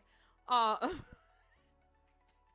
and Beth was behind Till, and Till was like a few feet from us, so she was watching this, and she's like, "Oh my god, am I gonna have to call security?" And I looked at Bob. I looked at him and I'm like, "Hi, my name is Celty, and I'm the one. I don't know if you remember me, but I was the one who got you banned in the first place." And I said this really, really nicely. And he looked so mad, and he stomped out the door. I guess he didn't recognize me. I think that like I didn't have red hair anymore. I think I changed my hair to purple, but like still like I looked the same. It was only 2 years, and you'd think he would recognize me. Especially when he was like in my face at Till and everything. But I was so proud that I was like, "Yeah, no, I'm the person who banned you, who got you banned." Um, he left and he was so mad, and I haven't seen him since. But he would be so mad to know that I'm the manager now. Oh my god, that would be so funny. I would be so happy. I'd be like, "Hi, I'm the manager now. You need to leave." But Beth ran over to me after, like, and she's like, "You did not just say that." And I'm like, "Yeah, I did. I need to go sit down because again, I'm okay in the moment, but I need to go sit down after." Like I was shaking and I was like, "Oh shit, am I going to get in trouble that I said that?" But I didn't get in trouble. That was years ago, and I'm really happy. Um Eclipse, oh my gosh, you're on your third stream streak. Sorry guys, I have been reading your comments. I just didn't want to like cut in between the story because I always get distracted. Selfie on the floor and vengeance in her eyes. Yes, I feel like you should be allowed to be mean to banished customers. How old was this man? He was like 40s. Like he was significantly older than me. But super, like he was like this, he was taller than me too. He was like 6 feet tall, like a super tall guy, balding. Not there's nothing wrong with balding. It's just a description. Um, but like he was just like this big heavy set guy, and like looked like huge compared to me. Like if he decked me, I would have fallen over. Like he was a big guy. Um, oh my god, randomer, thank you so much. Or converted a prime sub. Oh my god, thank you. Continued their sub. Thank you so much. I was trying to read that properly. I appreciate you. Thank you for continuing your sub with me. Bald ass. Hey, I have friends who are bald or balding, and like they look amazing, and I'm happy for that.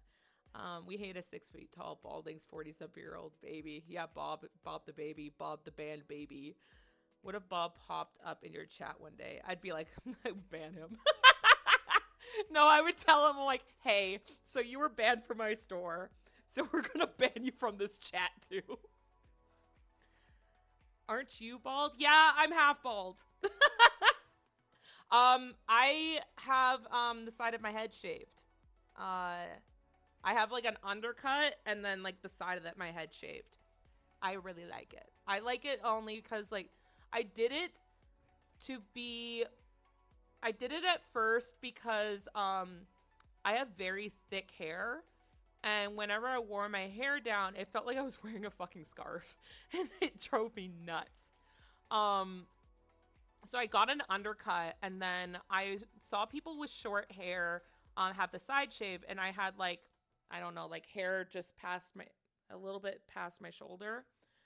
And um I was just like I was like, "Oh, like I would love to do that hairstyle, but like I don't really want to have my hair cut really short. I did when I was younger. I had very, very short hair.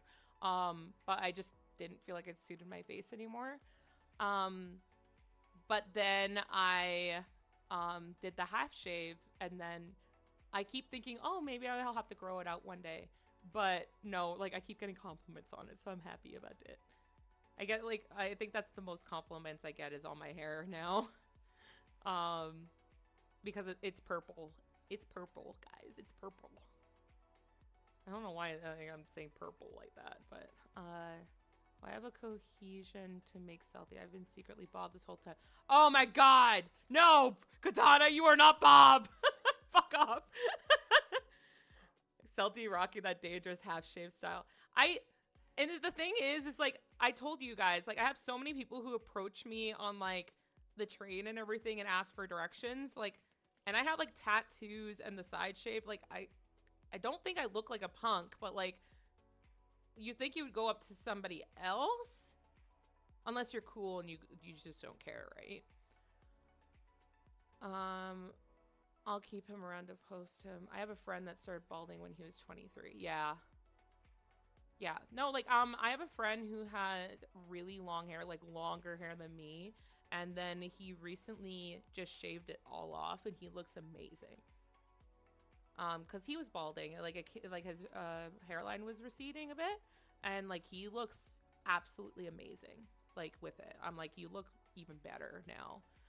Um the thing is like I don't, it's kind of annoying for the upkeep to shave it. Like I have a shaving thing at home to keep up with the upkeep. But I like it. Just means I can wear my hair down and not feel like I'm wearing a scarf. Jasper, why are you telling me I should have kept the scarf? No, it's like my hair was like a scarf. It was too warm. Yeah, aerodynamics, exactly. But yeah, I thought about making my model have that, but like, I don't know. I don't know. We're gonna keep the blue hair though. The blue hair is fun. Kept the naturals. No, I can get a no, because like even in the winter I run a little bit warm. I think it's just because I run around a lot, and also I have ADHD medication that kind of sometimes speeds up my heart, so I think it's just like I just, yeah, I wouldn't peg you bum bum tish as dangerous. I would guess you were at least somewhat lesbian. It's funny because somebody's just like uh unfortunately I've had people have not the best comments to me in public because of my hair. And they have said derogatory things concerning LGBTQ. I am part of LGBTQ, but they have called out names and stuff like that, which sucks. It doesn't happen often, but once in a blue moon it does. But like the compliments outweigh that. And then like one of my friends was just like, it's funny because I got the haircut before it came out too. No, wait. No, that's wrong. No, I thought I did, but no. But yeah, a lot of people, sorry, my friend was just like, you got the lesbian haircut. I'm like, oh my God.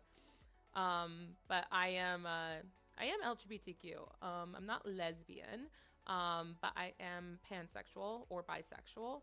I just, I identify more with pan.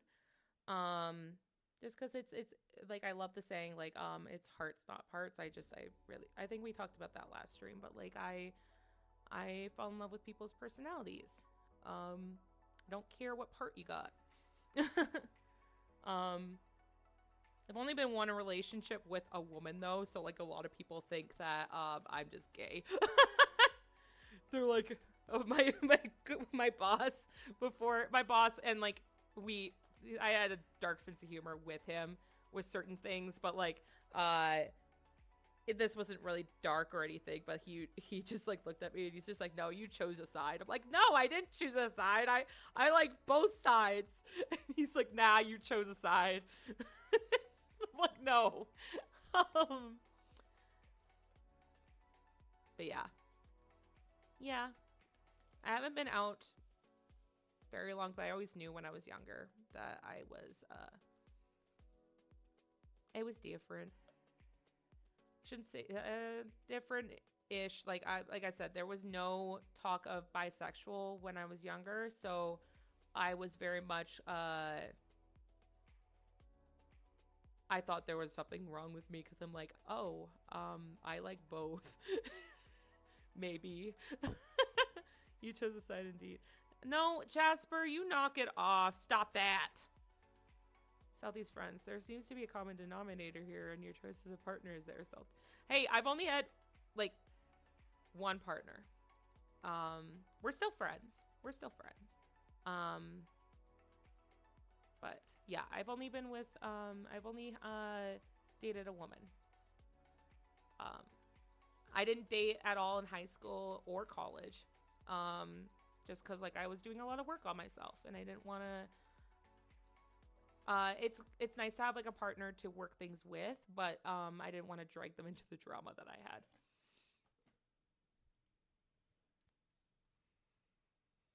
$1,000%. What did you say? Never, your cuteness. Stop that. Also, I really like that heart. That's really cool. No takesy backsies. Salty entering her Miley Cyrus Kristen Stewart arc. No, I've had this haircut. Oh my god. Let me see how long I've had it. Maybe I'll go check on like when my first picture of my haircut was in this stupid thing. At least I can give like a little bit of an indicator of how long.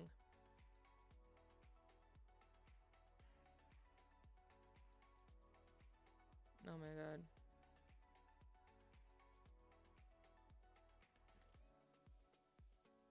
Okay, not there, not there.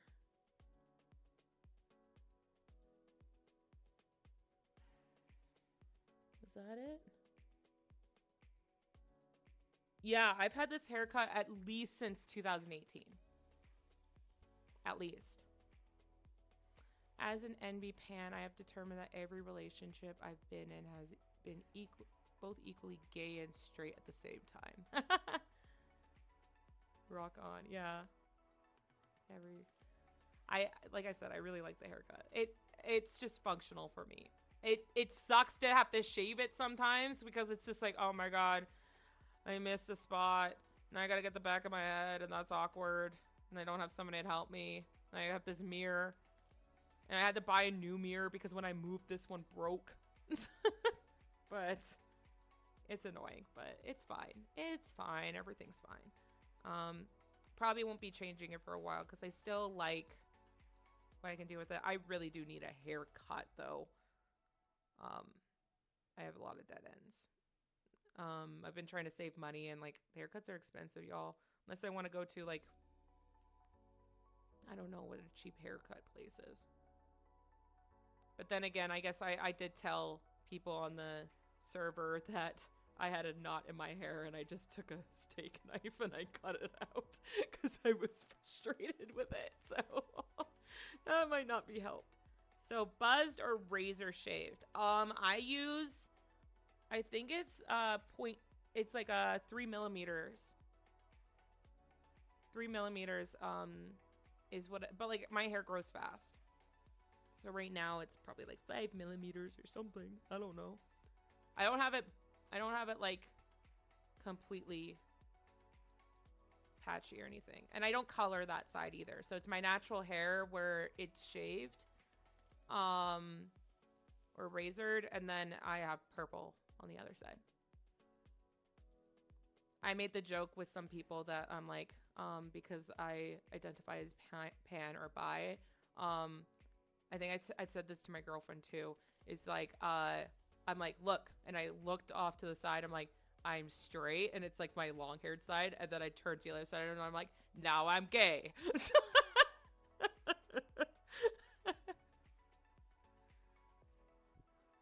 Salty gets a knot in her note, perceives to cry out knot.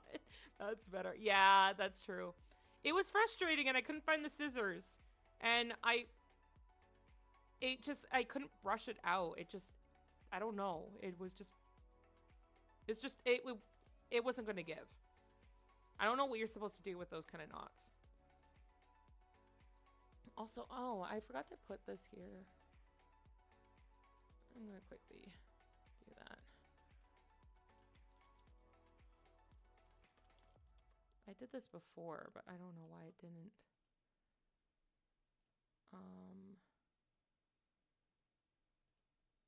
Let's just make this smaller.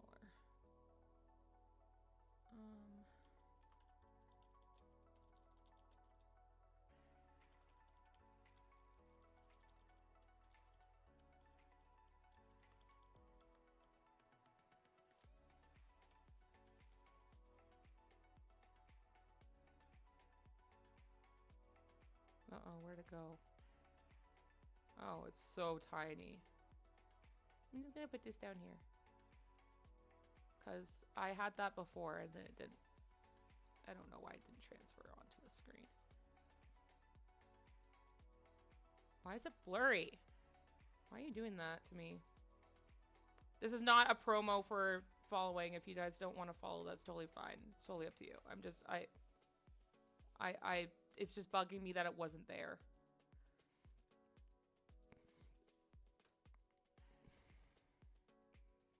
Now the font is bugging me.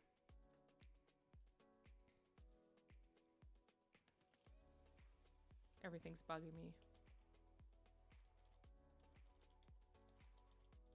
Why can't I spell? Okay, there. Why is everything not happening? What the hell? I can't do shit, y'all. I don't know why you're all here. Thank you so much for watching, though. I do appreciate y'all being here, and now it's just blurry. I don't know what's happening. Oh, well, we're just gonna go back to Arial then. Whatever. Oh my god, it's too big! Guys, it's hard being a streamer. Is that better? What is happening? We're just gonna keep it blurry. We're just whatever. Why does everything betray me? Exactly. Let me read the chat. Okay, science backs it up. All orientations are possible even when observed. Oh, I already read that. Yeah. Super Metal Celtian, I'm here for my best decision you could have ever made. Must feed the cute. Oh, well. Again, like, you guys don't feel pressured to follow. I just appreciate you guys hanging around. If you like what I do, you can follow. That's cool. Not with that one. Oh my god, why does it look so bad? What is happening? If I make it bigger and then I shrink it? Is that? I just moved myself over. It's funny because, there you go. That looks better. Whatever. It's funny because, somebody told me that I could easily,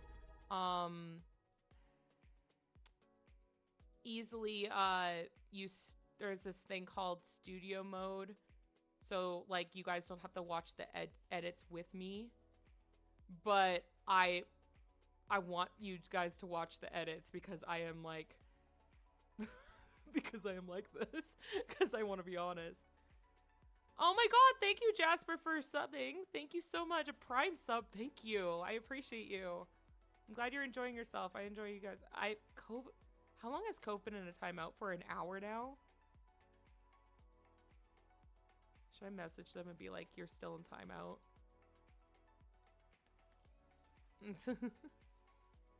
I'm gonna message them.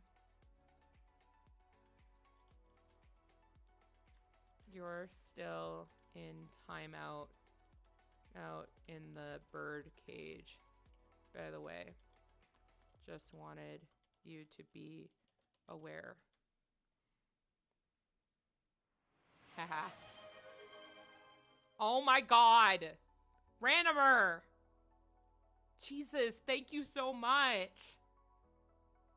Also, why is my audio not... I don't know if you can hear the audio. Maybe I can. Okay, well. Yeah, it is working. Okay, well. I think I have to, so I could actually hear it. There you go. Thank you so much, Randomer. I appreciate you. Oh my god. Thank you so much for the gift subs. Oh my god. Are we on a train? Oh my god, we're on a hype train. Thank you. It always flusters me. Always flusters me when I get on a hype train because I'm like, by myself, I shouldn't be on a hype train. Perfectly timed. I'll be popping off your stream for now. Enjoy the rest of your night, Celty. We love you. Aw, thank you, Rooker. I appreciate you. You have a wonderful night too, okay? I'm gonna take a sip of my drink. As I've been talking for almost 2 hours now.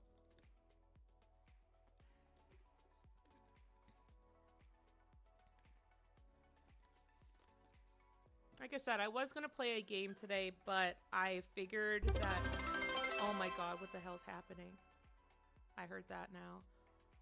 Oh my god, Icky! Thank you so much for the bits! Oh my god, thank you so much for the 1,000 bits! We're on a level 2 hype train. Oh my god, thank you so much! Oh, god. Damn it. I get so... I was talking to my coworkers the other day about streaming. They don't know my my streaming handle or anything like that, except one who found it. We curse him in our sleep. But like, people ask me, oh, like, have people subscribe to you and have people like donated and everything like that, and I'm like, yeah, and like I don't know how to react to it properly, because like I can't give you a hug and I can't express myself properly, like to like say how appreciative, like the fact that like I have any subscribers or any followers is just mind-blowing to me. So thank you so much. Oh god. Yeah. How many stolen apples can you buy? With 1,000 bits. Oh my god. That's great. Oh my god. I'm gonna get that old man. I'm still mad about it. I don't know how to let that go. I need to talk to my therapist about like how am I supposed to, like, I know like if it's like something like that is like heavier or weighted on your chest, like you have to I don't know, like be able to like let things go so it doesn't cloud your mind and everything. But what do you do when it's like so petty? Like, I know it's not going to infect my mind or my heart or anything like that, but like, how do you release that? Like, I just live with the hype train and then I feel better. Give in to your pettiness. I don't know how to be petty towards him. I guess I just take it out on other people. That's what like every bully does in like a movie, right?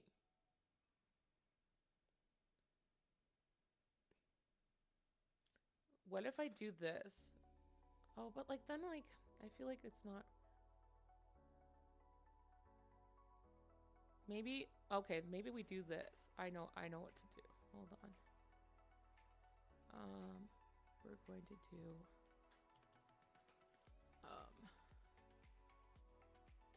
we got 2 people in the cage.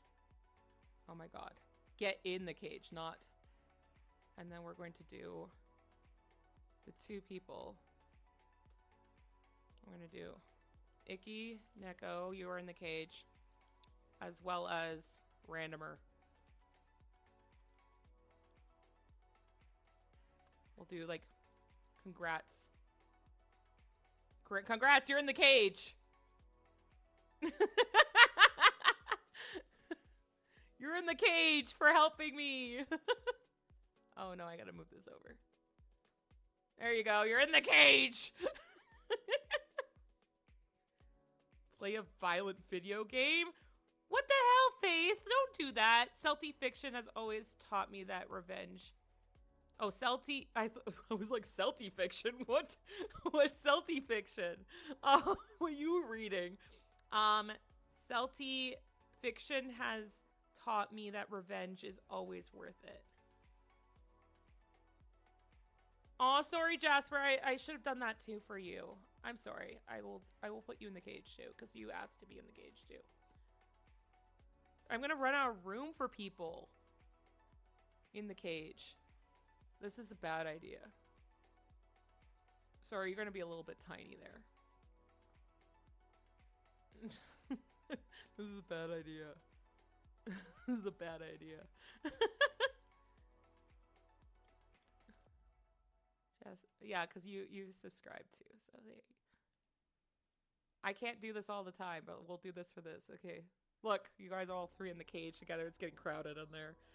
Oh, please don't torture me, Gob, lady. Well, you're in the cage. You're not getting tortured. Okay, well, the hype train has ended. Thank you so much. I can't believe that. Like, level 3 hype train. Jesus. There's a new emote to kitty hype. Oh my god. That's cute. Cage party. Would that encourage people? No, Jasper, you have to stay in the cage. Well, you're staying in the cage for... Well, 3 minutes because it was a level 3 hype train. Isn't that what they're supposed to do? Is like for like put people in timeout? I saw that on like a clip of Super Natty, I think. So there's a clip is that if you're age 3, then it's 3 minutes of timeout. This is entrapment. I'm calling Bob to steal more apples. Bob didn't steal the apples. Bob wanted the coupon. We do need to name... No, it's just Apple Thief. He doesn't deserve a name. He doesn't deserve a name. No, you guys stay in the cage. There's too many people in the cage. Extra time in the ball pit. This is what's... I was supposed to... Like, this was just like supposed to be a funny bit where I was just like, oh, I'll put people in timeout because I kept wanting to put people in timeout before. I was like, you're in timeout, you're in timeout. Cove was like, you can't put your chat in timeout, and then he said, yes, I can. And then everybody wanted to be in the cage, but now it's now everybody wants to be in the cage. App hole. That's clever. I like that. He wants buy one, get the whole bag free of apples. No, fuck off. It would have been different, like, if we were outside of, like, the Walmart and he took my bag of apples. But, like, the fact that we were still in Walmart and we were in the section where the fruits and the vegetables were. He could have gotten his own bag, but I think he just was like, that bag looks great. And I know those apples were great. So, like, everybody was just cursing him before, being like, I hope he has worms in those. And I'm like, it probably wasn't. It was probably, like, I picked out those bag of apples. It was probably really, really great. In the undisclosed store. Yeah, I'm not naming my store. Once I, if I ever am able to leave my workplace, I will tell y'all what store I worked at, and you guys will, I don't know if anybody, maybe some people would recognize it, but I know there's some stores in the States, but I don't know. Start apple rave in the cage. Well, there's no apples in the cage. You guys have 1 minute left in the cage. I like that it's a bird cage, too. The only thing is, like, now that it says T for trouble and T for timeout, I'm gonna have to put one... I don't know what to do. I have to think about this cage thing. Maybe I can, like, figure out, like, a way to, like, if somebody is, like, the top gifter or top subscriber or gifter or top bit giver or stuff like that, they go into the cage automatically. But I don't know how to do that. I know that some people have also done like Roll20 on their streams, and I want to do that. There's so many ideas that I want. I've like written everything down. I've also done like ideas of like audio clips and voice clips. Like, I think I still have the list somewhere. You know how some VTubers and like everything, they have like things that like old clips and everything. Or like memes. Okay, here's the list. Yeah. So the list that I had was, I want an audio clip of Cove saying sexy, because if you don't know Cove, you need to know Cove, and go follow them at Cove the Beach Goblin on all their socials. And if you know anything about Cove, Cove does not like saying the word sexy, and it's very cute when they say it, because they're like, sexy, very questioningly. So I want that, and I also want to piss her off. I want an audio clip of Dumbass by Red from That 70s Show, because that's usually how I say it. I'm like, dumbass. You dumbass. I want the audio of The Soup Store. If you don't know that, you should. Somebody suggested realistic lips on the screen, and I still don't know what that is. Oh, realistic lips saying oil. But I don't know if I can do that, because like that's Legends of Evantris. Somebody said rap from the Jay and Silent Bob Strike Back, which I'm not familiar with. Somebody said Kirby, the Kirby thing that like eats and licks your head. And I'm like, oh good. Bender from Futurama saying, oh yeah, I make my own theme park with blackjack and hookers. Pitbull saying fireball. Bobby Hill saying, that's my purse. I don't know you, that's my purse. Archer, saying phrasing. Archer saying danger zone. Archer saying that's how you get ants. The Law and Order, dun dun. Because I love Law and Order. If you don't know, it's one of my favorite shows. It probably is my favorite show. I would watch that over and over again. Law and Order SVU specifically, because Olivia Benson. FMA, Fullmetal Alchemist saying, brother. Sorry, not sorry. Skeletor saying, I am not nice. This was like a one that my friend said, for Escape Infinity. I don't know if you guys have watched this anime, but in that it says there's such like there's a line, because so many people ship the two main characters, and it's a anime about skateboarding, and there's this one line where Langa, one of the main characters, looks at Reki and he's like, Reki, my love, for skateboarding. And it's that pause that drives me nuts. So I want to put Reki, my love.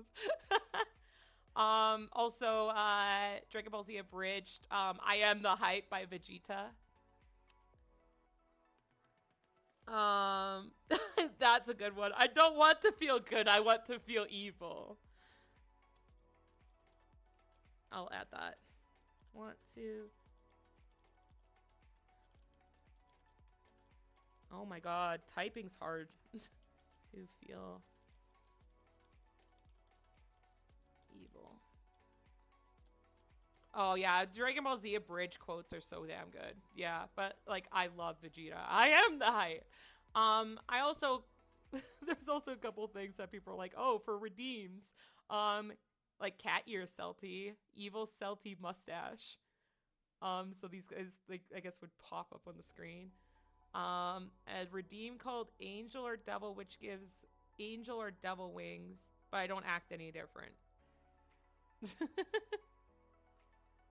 Which I thought, oh, Cove messaged back and said, why? Because they said that she's still in a timeout.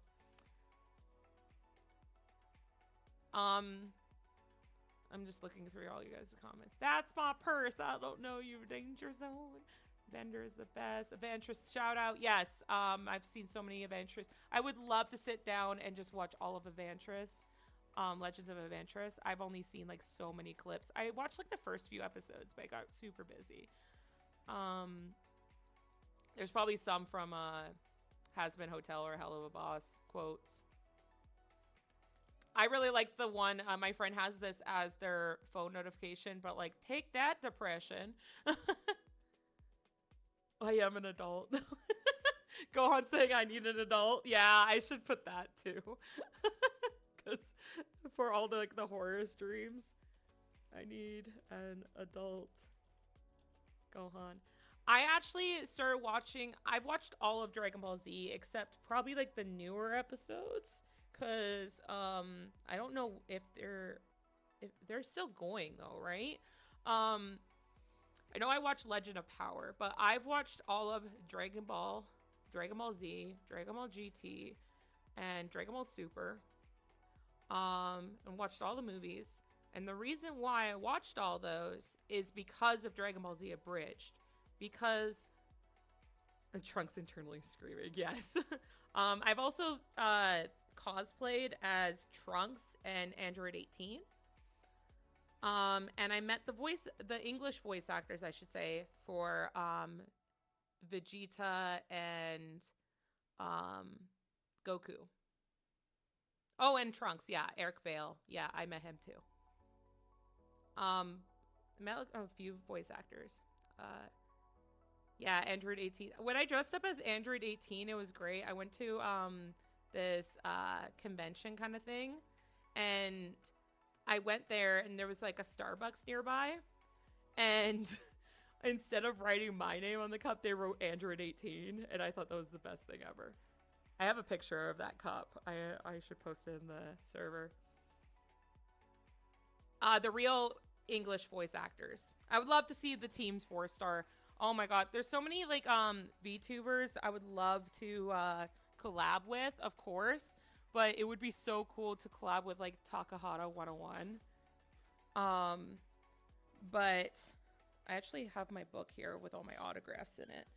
I can tell you guys who I've met if y'all are interested. But the reason why I watched Dragon Ball Z is because not gonna lie, I like when it comes to anime, if I don't like the art style, then I'm kind of steered away from it. Like I have to like really fall in love with the art style. Like there's certain like animes that I've seen the art style, I'm like, ugh, I just don't know if I can watch this. And it's not to say like it's old ones, because like I love old ones like Cowboy Bebop. I thought the animation was amazing in that. It's just like the way Dragon Ball Z was drawn at the time. I was like, I don't really like this style. But when my friends were like, you need to watch the Bridge series with me. This is probably very salty coded, but like when I saw Vegeta, I was like, is Vegeta that much of an asshole in the real anime? And my friend at the time was like, yeah. And I was like, okay, now I gotta watch it. So I watched the whole series because of Vegeta. Eat that horse. Yeah, that's a good one too. Find a way to cosplay Yamcha pose. Oh my god. Thank you so much. I must away now. Everyone have a wonderful stream. Everyone tells. Oh my god. Don't do that. She's not allowed to get away from being called. God damn it. Thank you so much for the 100 bits. I appreciate you, though. I don't appreciate you telling everybody that, but thank you so much, Jasper Dawn. You're already in the cage, so. But yeah, there's so many people, like, there's so many, VTubers and everything like that I would love to collab with. But, like, it would be really cool to collab with them one day. Good night. Have a good night. Thank you so much for joining us. But like, yeah, I've met a lot of people. Oh my god. Let me see if I can actually read their autographs. Oh my god. I've met Vic Mignogna. I met. Maybe I'll just go off their characters because I'm trying to remember their actual names. And there's too many. I met Vegeta, which is obviously Chris Sabat. I met Tom Felton, which played Draco Malfoy. I got a picture with him too. He was cool. He was super nice. He was like, our picture didn't take well, and we had to do it again. He put his arm around me. He's like, okay, love, let's do this again. I'm like, oh my god. I met Veronica Taylor, who is best known for voicing Ash Ketchum, but she also voiced like a whole bunch of other people, like April O'Neil from TMNT. Oh my god.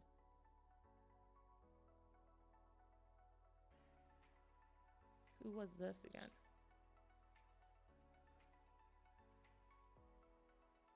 It's hard to read some of these.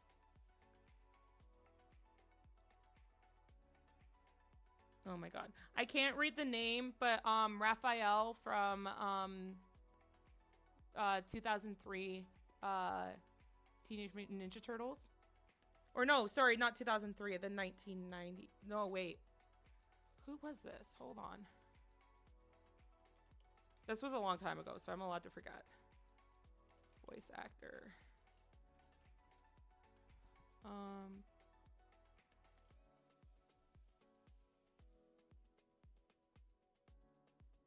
can't even read it.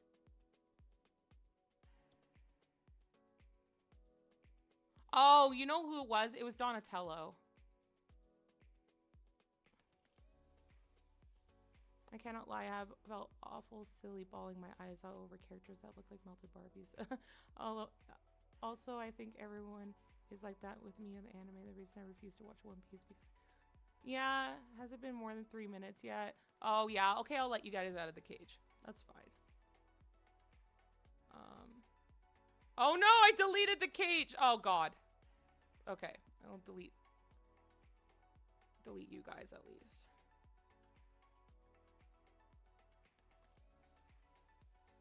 Get rid of the cage, get rid of that. And then usernames. There you go, you're out of the cage. I met, some people don't even write their names. But, oh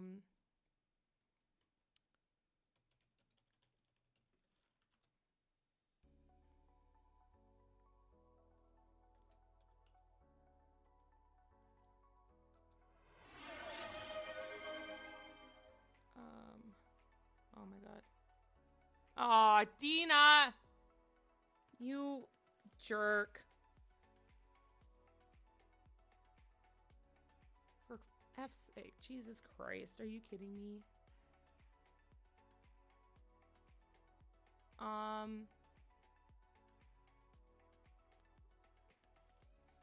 Oh, hold on. I will say it in a second. I met Troy Baker. I know he voices a lot of people, but like I told him that I really, really loved his rendition of Greed in FMA, and he was super happy about it. And I found out later it's because he auditioned for the original role in the 2003 version, and he didn't get it, but he got the one like the more recent FMA because he really wanted the role. Really happy with that.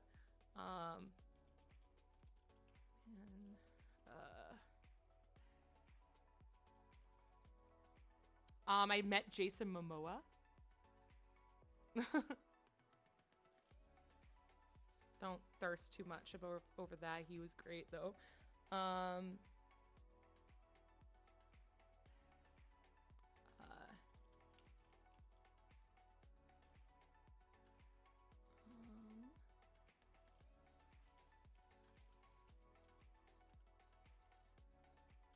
I met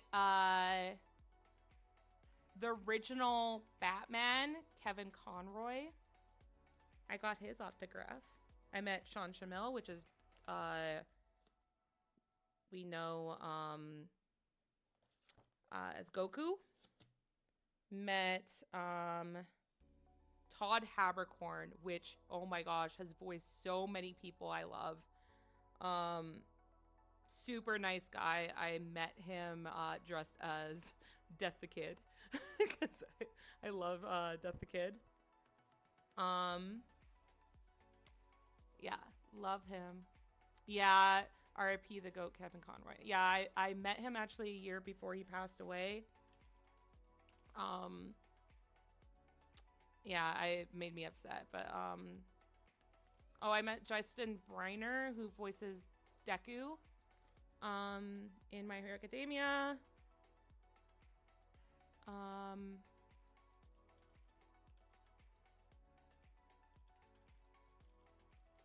met Jason LeBright, the Britch. I forget how to pronounce his name, but he is known as Dabi in My Hero Academia, but also like I really love him as Yato in Noragami. I'm going to scooch Miss Celty. Thank you for the stream. I had a lot of fun. Aw, thank you so much. I'm glad that you had fun as I go through this stuff.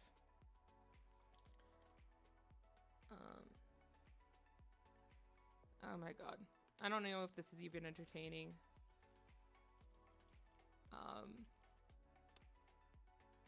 I met the guy who voices, what's his name? The guy who voices Shoto from Shoto Todoroki in My Hero Academia. I met him too, David. I met Riza Hawkeye from My Hero, or sorry, not from My Hero, from FMA. She was super sweet. What's her name again? Colleen Clinton Beard. She voices a lot of people though. She's very pretty. I will say, very pretty. Oh my god, there's so many. I'm just gonna go through the names so I don't have to look up or like the names of the voice actors. They're all English voice actors. But Atsushi from Bungo Stray Dogs, Armin from for Attack on Titan. I met L, the voice actor for L from Death Note. I met Prince Zuko. I met Neville Longbottom. I met Richard, who voices so many people like Invader Zim and now Moxie in Hell of a Boss. Yeah, and I think that's it. Oh, Eric Vale as well. Yeah, I think that's it for now. There's a lot of people that I've met. I used to go to conventions a lot more. They get pretty pricey though. Hopefully visiting all these characters. No, I just met their voice actors and I love them. It's expensive though. Cove, you're not in the cage because people who gave me bits and gift subs got into the cage.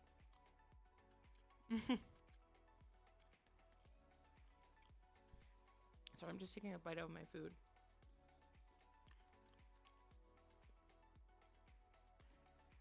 And a sip of my drink.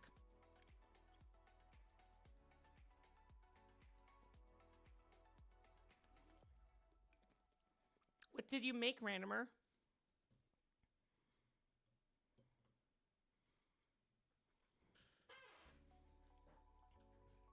Cove, are you still working on art? Of course you are. Thank you for gracing us with your presence in the chat. Presence in the chat, not present. I'm still owed a... Oh, right, yes. I tried to get out of that. No, I'm joking. I just forgot. I gotta make that reward higher. I am cute. There. You good? No cleaning my house. I really need to clean my house. If I get to 100 followers, I'll clean my house. No, I'm joking. Could you imagine that was my motivation? Miss my con staffing days. They were so fun. Have a great night. Yeah. Have a good night.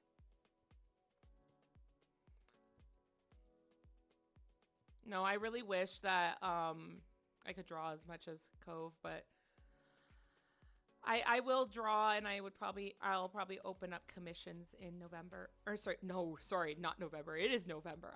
In January. But right now I need to focus on my health and not get sick, because I usually get sick around this time or around December because I don't get enough sleep and I'm working too hard. I also got a workplace injury last year around this time. I'm still getting treated for it. So I'm trying to be very careful about resting and everything. So I don't want to put too much on my plate. But yeah, last year it was very embarrassing.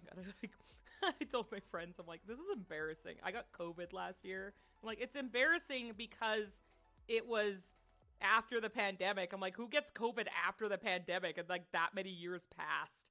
It was so stupid. Not to say it's stupid getting that, but like I was just like, this is dumb. And then the year before I got pneumonia. So I got to be very careful. The only reason I'm not drawing right now is my left hand hurts from holding my tablet wrong too much. Yeah, basically all got to. Yeah, I was really upset because I really tried really hard to do the challenge for Spice Temper. And I did decent, like I did some, but like it kind of fell off because it just started getting busy, and then like I realized that I was starting to crash whenever I got home, and then I was like, oh, I'm a day behind, now I'm 3 days behind, and I I kind of gave up and I felt bad. So I think that's why I'm like really working hard on this Halloween costume piece and putting a little bit more detail into it and everything, because I want to, I guess it's not like it was for somebody, but like I kind of want to make it up to people that were expecting more. I'm sorry, I tried my best. I'm only a Gobbo. I'm only human Gobbo or whatever. But yeah. I really appreciate y'all being here though. It's really like I was really nervous about doing another cozy chat stream, but I have a lot of fun with it. I don't know. I'm gonna see what games I can play next week. Or if you guys want another chat stream, you just let me know. Maybe I'll make it a little. I still will do chat streams once in a while because I know some people do enjoy them. I want to hear stories. like List Guy and like Bob the band guy. Now we have stories amongst ourselves. What I'm thinking is that like for January, that maybe I'll have like a small chat stream, like maybe, I don't know, Sunday after work, because like I get off earlier on Sundays, and then have 2 days a week where I play video games, either collabing with Cove or other people, and playing video games by myself. And it would be like 3 days a week, hopefully. Just because I do want to put more effort into this, and because I really like it, and I like being around y'all. And you guys are great. And that's your compliment for the year. I'm about to wrap up my work on my comic for the night. Oh, okay. That's cool. That'd be cool to work on a comic. A lot of work, though. I understand that's a lot of work to put that in there.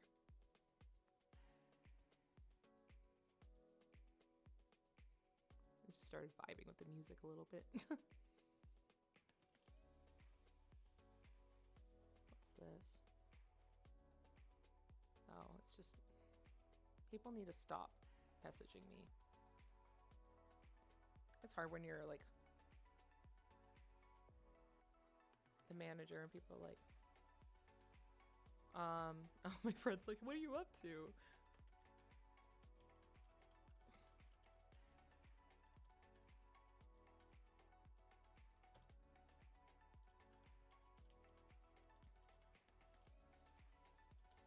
Sorry, no, I shouldn't message people while I'm streaming, but like I'm bleh. I'm gonna tell you right now, no, it's not. This shit takes forever. Well, no, then why are you doing it? You obviously like it if you're doing it. Actually, no, that's not true. Because I don't like going to work, but I have to do it because of money. I do admire people who do comics though, because like I know there's so much effort that goes into making things look alive, making things look in motion, putting out like when you think about it, it's not just like a whole bunch of still pictures in like these perfect squares or rectangles. It's like there's sometimes they have action shots in front of the panels, and it's like really putting like it is putting a story together, but like you have to make every page such like an impact in a way, like at first glance. Sometimes we do things to discipline ourselves. That's true. As an adult whose place looks a mess right now, yeah, I need more discipline.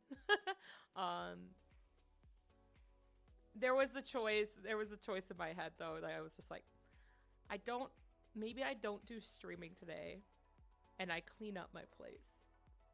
But then I was like, but streaming.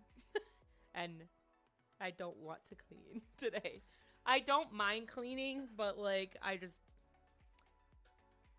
maybe I do a cleaning stream. Maybe I'm just like, hey guys, I'm gonna be cleaning and I'll chat to you guys at the same time. I should have done laundry at the same time. That would have been great. But I'm not gonna do that. I want to focus to you guys. Also Chaos and Rando Squiddo. What the hell? How did you do that? That's so cool. Oh, it's just like a whole bunch of different images. That's cool. I love that.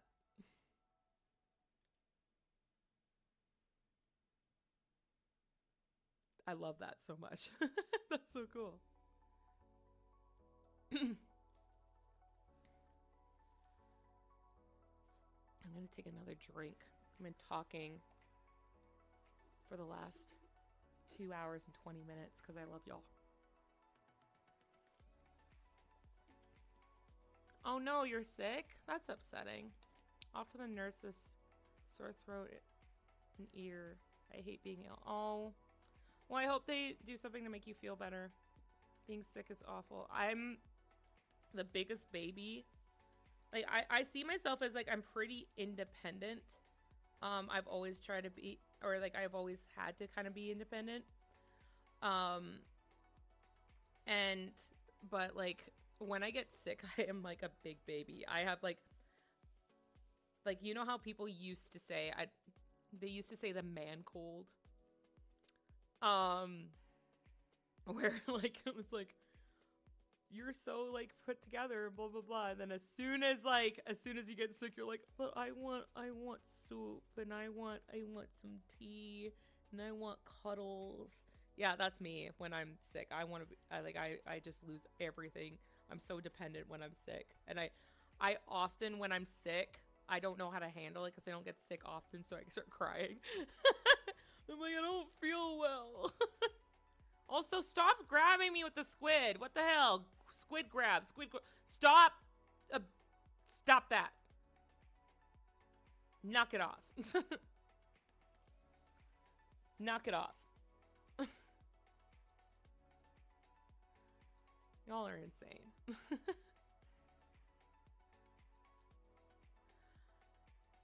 But yeah, I'm the biggest baby when it comes to being sick. I think it's because, like, I'm just not used to it. Like, I know some people get sick every now and then, but, like, I really don't get sick very often. And, like, my coworkers have joked that, like, when I get sick, it's never like, oh, Celty has a little bit of a cold. It's like, Celty has pneumonia. Or Celty has bronchitis or something. It's like, it's always, like, a little bit extra. I agree in the weakened state when I become useless. Yeah. Hey, Faith, inappropriate. What the hell? Absolutely not. Excuse you. Oh my god. That is such a funny emote. Oh my god. Salty as the Black Plague. It's become a joke though, like at work, because it's like I get like when I get sick, I get really sick. I don't know what it is. Maybe it's because like when I get sick, I don't know how to kind of pause, so then I just get more and more sick. Because that's kind of what happened before. It's like with like pneumonia and everything. It's like, oh well, I would wear a mask, even after the pandemic. I would wear a mask and go to work, because I'm like, oh my god, like I have to be there, like especially like I would try to stay home, but like if they couldn't cover my hours and stuff like that, like what do you do? And then I would just try to stay away from people. I know I should stay home when I'm sick, but sometimes it's hard as an option, especially when we don't have enough people.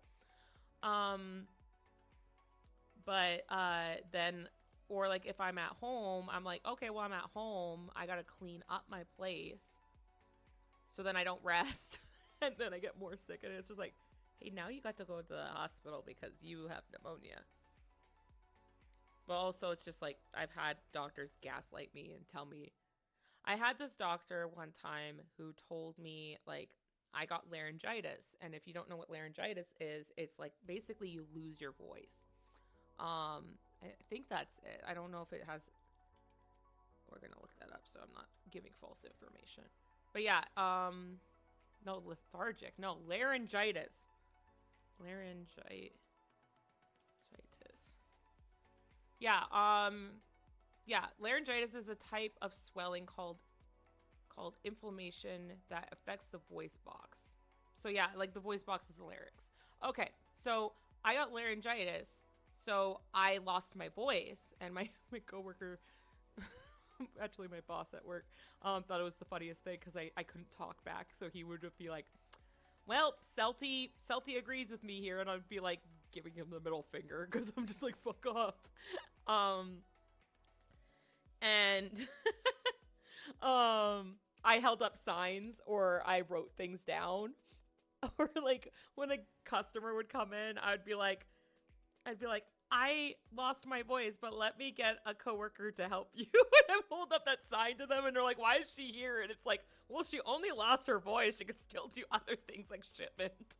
But anyway, I got laryngitis, but then my chest started to hurt, and that's not a symptom. But I was like, there's something wrong. So I went to the hospital, and the doctor gaslit me and was just like my mother was out of town at the time, and I was by myself. And so I went to the hospital. I was like, I don't know what I should do. And I was texting my mom because I couldn't call her. Couldn't talk on the phone. And I was just like, my chest hurts. And she's like, you should go in. So I went to the hospital, and I like typed out a note basically on my phone, and like showed it to the receptionist, and then showed it to the nurse, and then showed it to the doctor because I couldn't talk. But I was like, hey, I have laryngitis, but my chest hurts. And like the receptionist was nice, the nurse was nice. They did all the little tests and everything, checked my heart rate, all that stuff. And then the doctor comes in, and he was just like, so what's going on? And I showed him my note.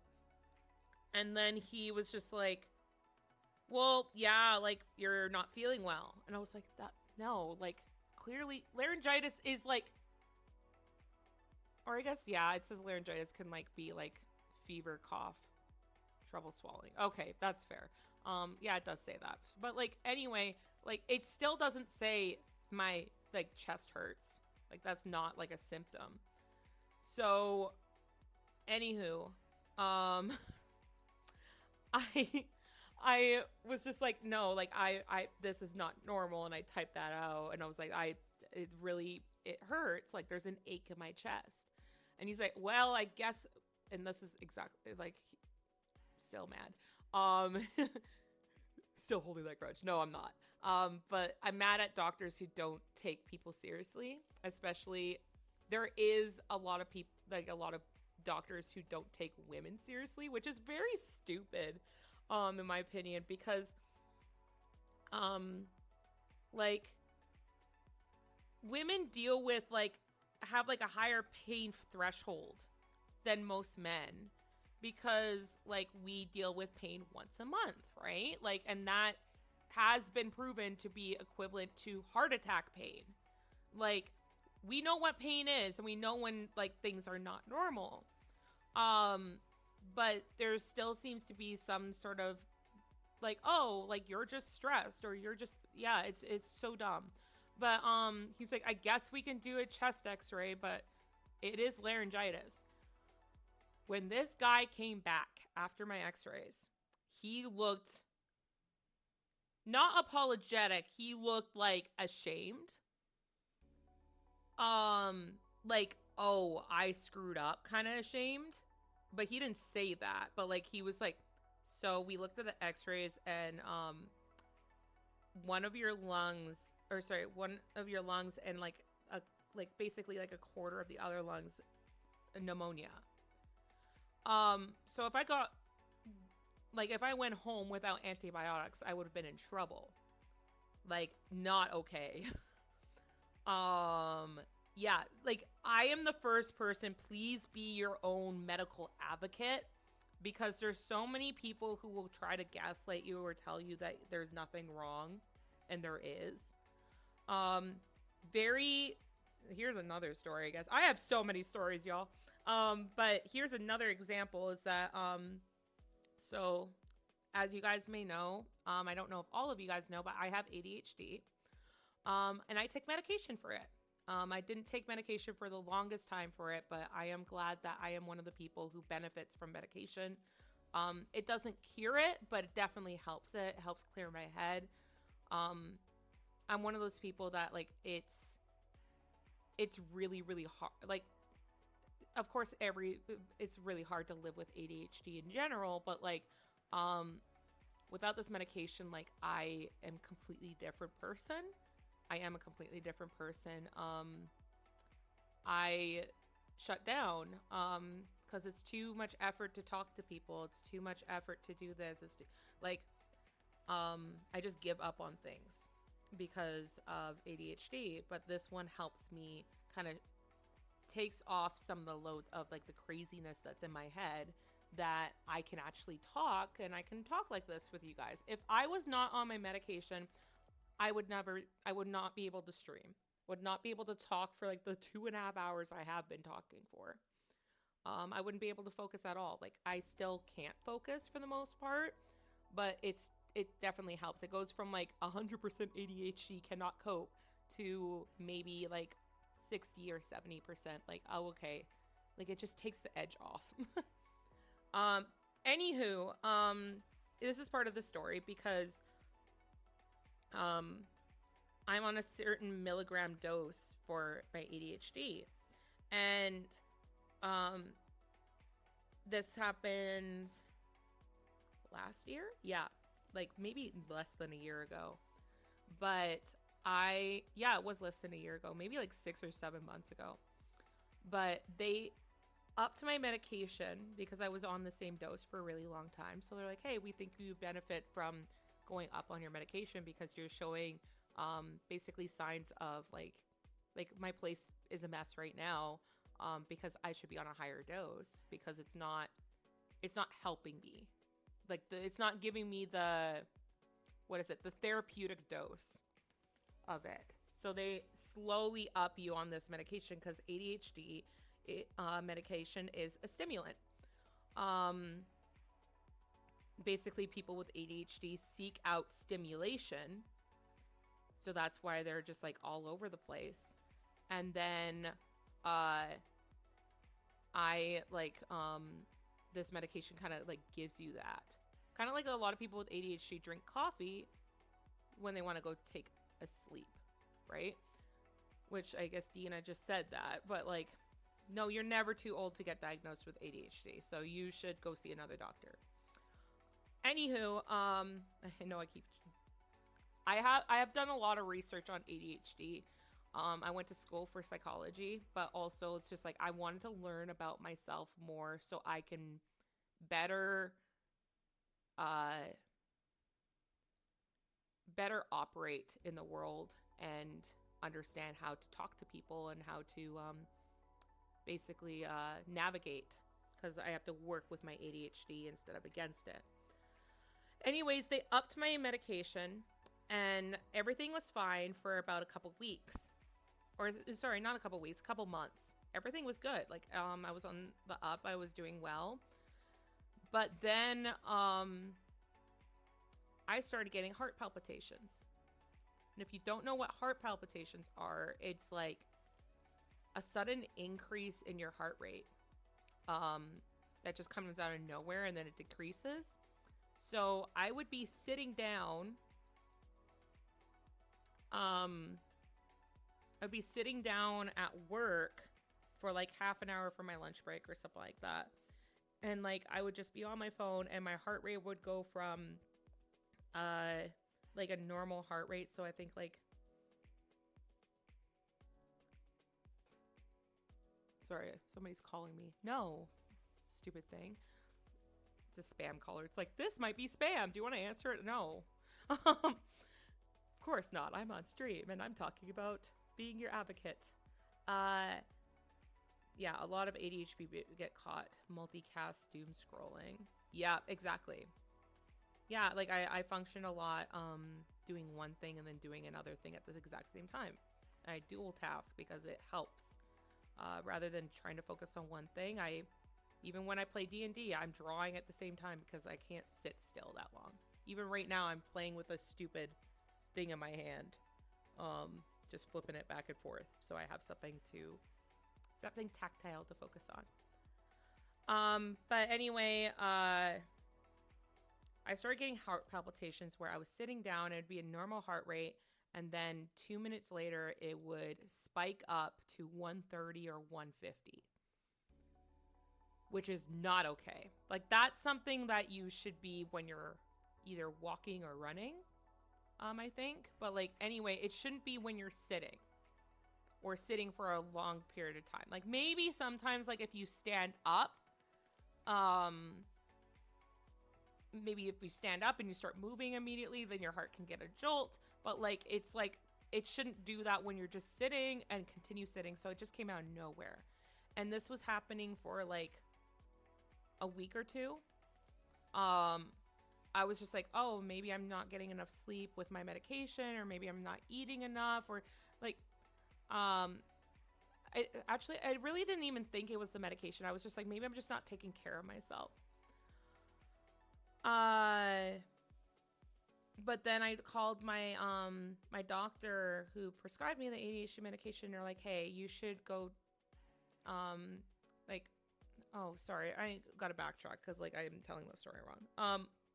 So the big indicator of that something is wrong and I have to think about this as an emergency situation, potentially, is because while this was going on, I started feeling an ache in my left arm, and I was like, oh, I slept wrong on it. But then like that started continuing, and if you don't know, like it was like underneath my arm, so like the armpit and down my arm. And if you don't know, like that part is very linked to your heart, and that could be a sign of a heart attack. So it was weird because like I was just like, I wasn't connecting the two. I was like, oh, I'm getting these heart palpitations, and then another moment would be like, my arm hurts, which is really dumb, but you just don't make the connection when you have a busy life or when you have ADHD or in general. But then like I remember I was like at till at work at the register, and I was like, my arm hurts and my heart is like I started putting it together, and I'm like, oh shit. And then I Googled it, and I saw the image of like underneath your arm can connect to your heart. It could be a sign of a heart attack. And I was like, okay, I know it's not a heart attack because this has been happening for like over a week or two.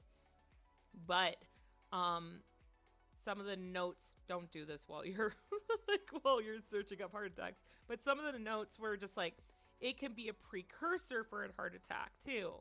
And I was like, this is not okay. I need to go in. So, I was like, I'm going to go to hospital tonight. I don't care how late I'm up. I'm just going to go. And I called my roommate and I was like, hey, I'm going to go to hospital and get this checked out because I told you about my heart. But like I realized that my arm has been hurting too.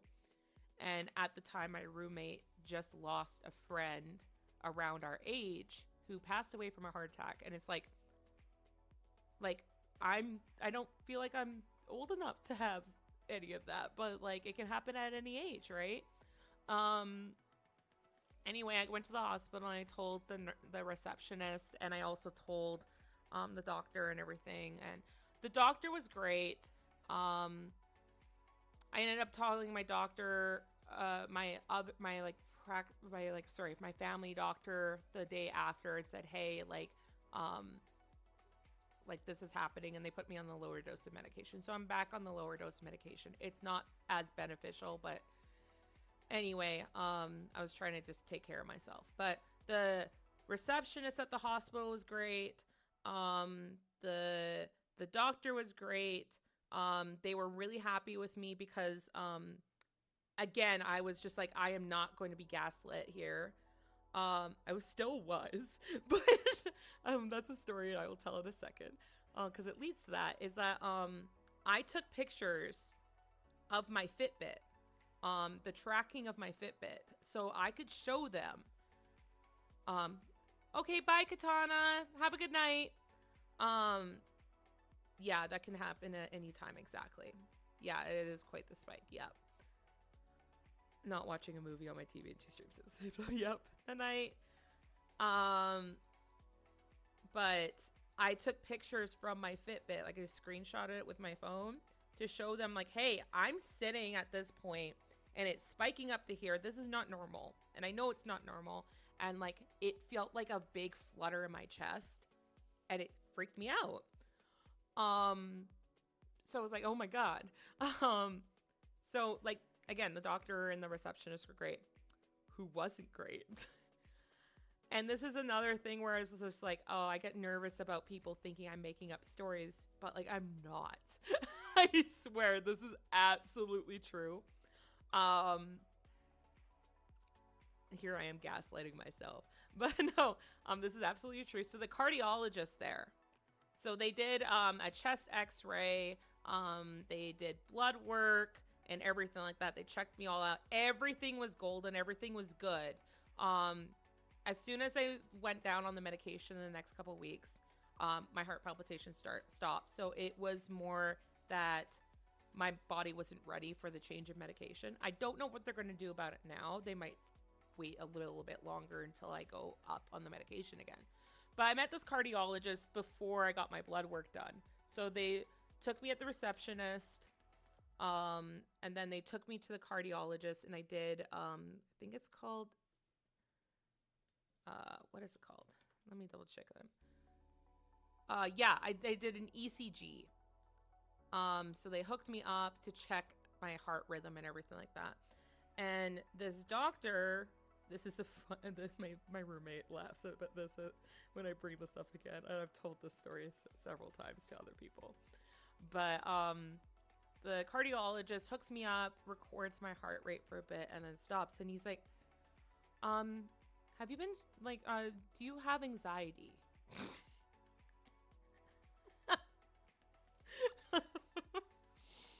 And I was like, yes, I do. But I take medication for that because like my antidepressant is also an anti-anxiety.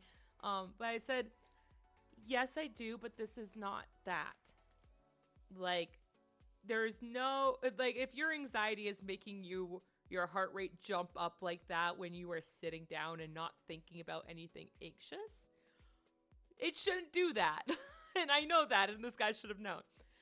This guy, I was so flabbergasted that I remember specifically checking to see if this guy was a doctor. I know he hooked me up for the ECG, but I was checking to see if he was actually a cardiologist rather than maybe a psychiatrist that also could do cardiology. Like, I didn't know what was going on because this guy shouldn't have acted like this, and I honestly should have reported him for it.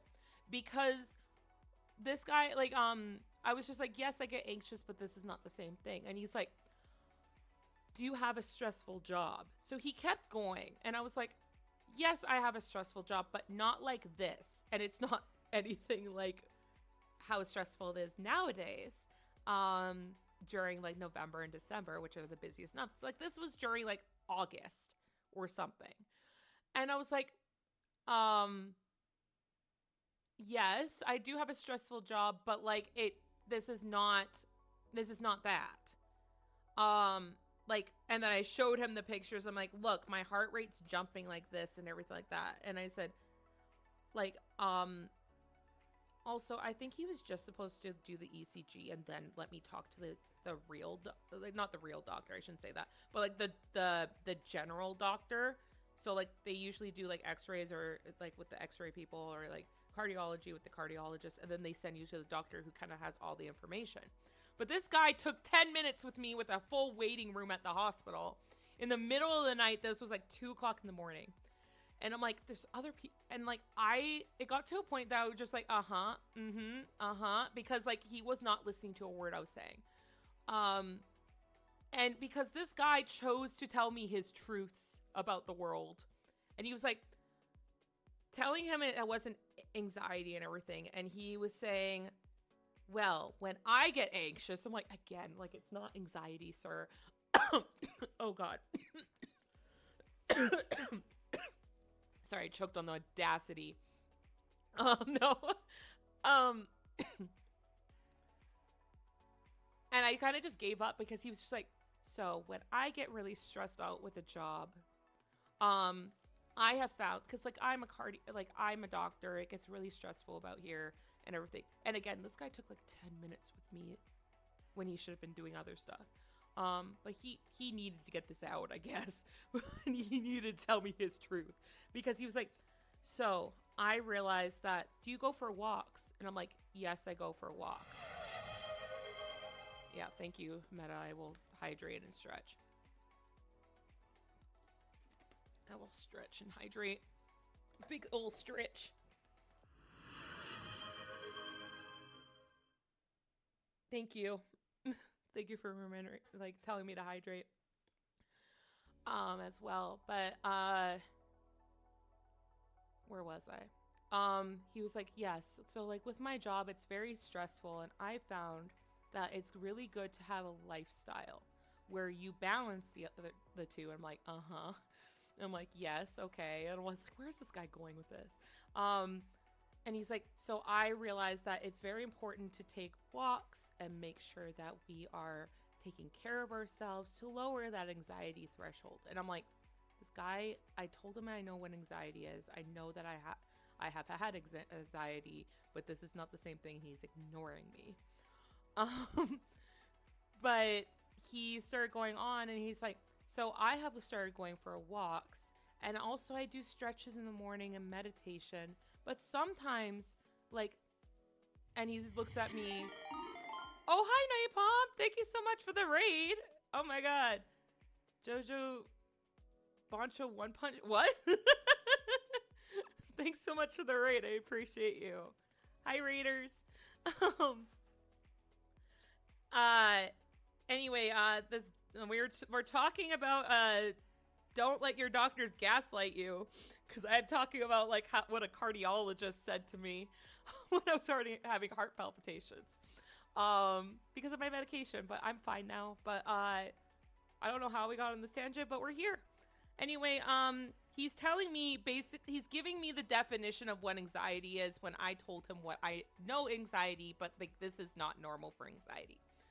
He's like, have you, like, when you go for walks, do you do it like on the sidewalk or do you do it in the forest? I'm like, I go for walks in the park. And he's like, you should go to a forest. And I'm like staring at this guy. And I think this is the time that I checked his name tag, because I was like, what the hell? Like, who are you? Did you sneak in here and like made me take this test? He's like, sometimes it's good to go into the forest so you're around by the trees and by nature.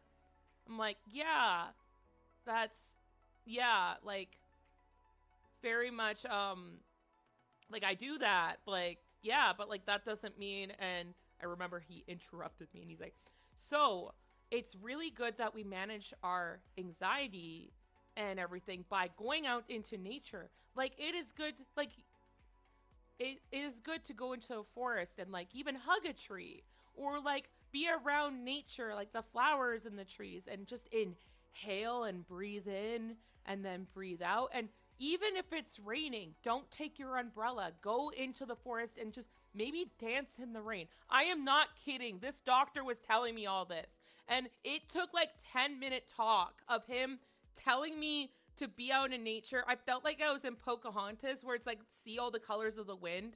Like it was, I remember texting my girlfriend at the time being like, what the fuck was that? Like after this conversation, I was so unsure. Go into the forest and get the crap kicked out by poison oak and Bear's Vision. I think not. Dr. Touchgrass. Exactly. Like this guy was telling me to go dance in the rain. I just simply don't have heart palpitation. He was mansplaining to me anxiety. And then he was telling me to go dance into the rain and be amongst the trees, go hug a tree, go do yoga in the forest with nobody around, which also sounds very scary as a woman. Yeah, just go into the forest by yourself amongst the trees and then you won't be anxious. And I was like, what the fuck is happening? And I remember I was just like, this was like me being like, yeah, because I wanted to get this conversation over with so I can go back into the waiting room. And then like at the end, I was like showing him the pictures. I'm like, yeah, but like my heart rate shouldn't jump up to here. And he's like, yeah, but like that's why we talk about taking precautions and making sure that we treat anxiety where it's at. I'm like, this is not anxiety. And he's like, well, that's why like we should go to the, like he was just not listening to me. So at the point there, I was just like, what does my ECG say? Like, what does it look like? And y'all, you know what this man said? This guy should not be a doctor. You know what this guy said? He said, your heart is strong like a river.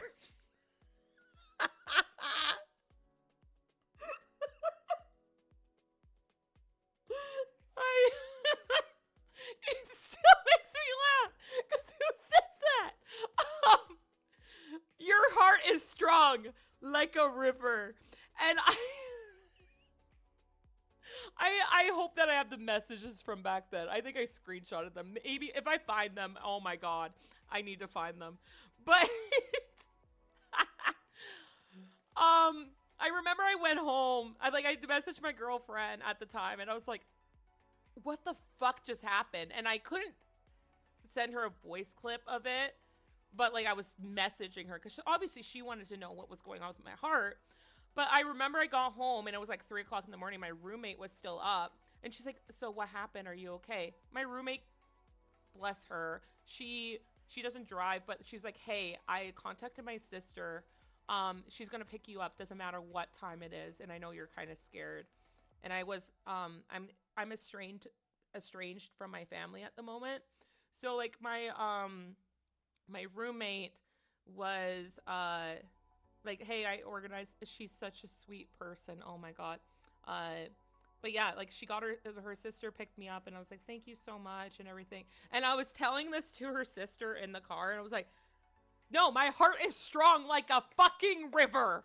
And she's like, what are you talking about? And I told her the whole story. She's like, that guy should have his license taken away. To gaslight a female patient who's worried about her heart. And like, it doesn't matter if it wasn't showing up on the ECG. I had picture proof that something was happening. And all he said was like, and I'm like, okay, if it's strong, like, what's going on? And I just point blank. And he's like, well, we'll have to look at the blood test. I'm like, why am I here talking to you then? Like, I didn't say that out loud, but I was thinking, like, what is happening? Like, this guy just telling me to go out into the forest and, like, I don't know if he went to some, like, summit camp or something and then, like, learned all about, like, the colors of the wind, like I said. Like, or, like, if he went on a yoga retreat recently, or, like, maybe he found himself, like, maybe he read a really good book about relaxation. Maybe he read a book about, like, gaslighting women. Yeah, maybe he had mushrooms and was enlightened. I don't know. But he had to tell his truth to me when there was a full-ass waiting room. And I was freaking out about my heart. So I talked to the doctor after him. And they were like, oh, yeah, I see that. Okay, well, we'll keep an eye on it. Not keep an eye on it, really. But, like, if you... Basically, he was saying that, like, if this is...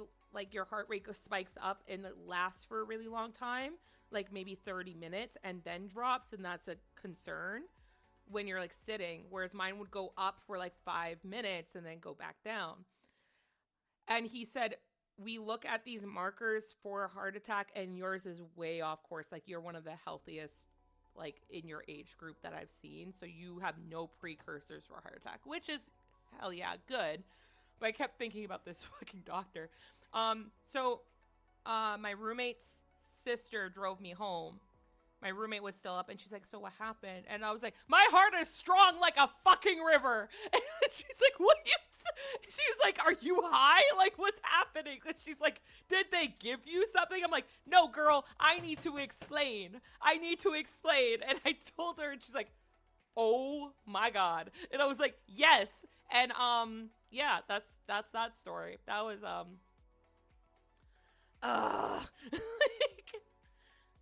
that guy should not be licensed. Like, not saying that he doesn't know how to do his job. Obviously he could, but like, if you are talking to somebody like that and you're telling somebody, hey, do you know what anxiety is? Oh, you do? Let me explain it more. And let me tell you about how to manage anxiety when it has nothing to do with anxiety. That would be like, I come in with a broken wrist and then he talks to me about anxiety. I know that heart stuff is a little bit more connected, but no, absolutely not. Like, I've been gaslit by doctors before, and that's why I took the pictures. Like, very shortly, like, this is a very short thing, but like, I had really bad leg pain for like almost a year. And, I went to so many doctors about it. I was like, it hurts to walk. And it took for like the 12th doctor visit, not the 12th doctor, but the 12th doctor visit, because like I was going to the hospital or I was going to the doctor. I was like, I can't walk on this leg. It's bugging me. It took the 12th doctor to be like, have you gone through a growth spurt recently? And I was like, yeah. And he's like, okay, so what's happening is that you grew, but your hip hasn't aligned to it. So your leg is kind of clicking off your hip until your hip bone kind of accommodates for that. And I was like, why didn't the other doctors tell me this? Yeah, I was like, now I'm just like, I wonder if they wrote hypochondriac on my file, only because like I have fought so many doctors for treatment where I was always right that there was something wrong. Like, obviously, there was something wrong with my leg. There was something wrong with my heart. I even had a surgeon tell me I didn't need a surgery, but he did it, and then I never got that pain back again. Like, it's been insane. But it's not just me. It's other people's stories. I had a friend who got a massive infection from a tattoo, and, it wasn't a doctor who gaslit her, but it was a tattoo artist who gaslit her and said, oh, that looks fine. Like, I've done plenty of tattoos and, yeah, you're just not taking care of it properly and it's not that serious. And then she went to the hospital and they're like, oh, you need to be on IV.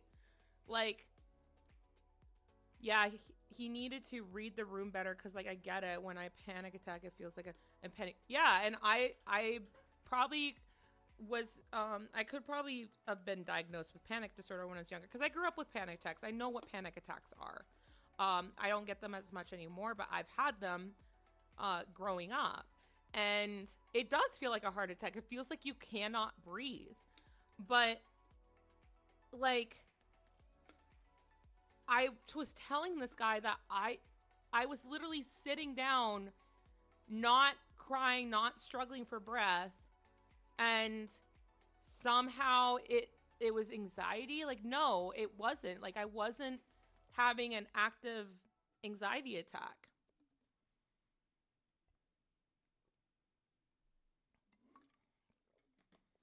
But yeah, another crazy story from Celti. um oh god, that was such a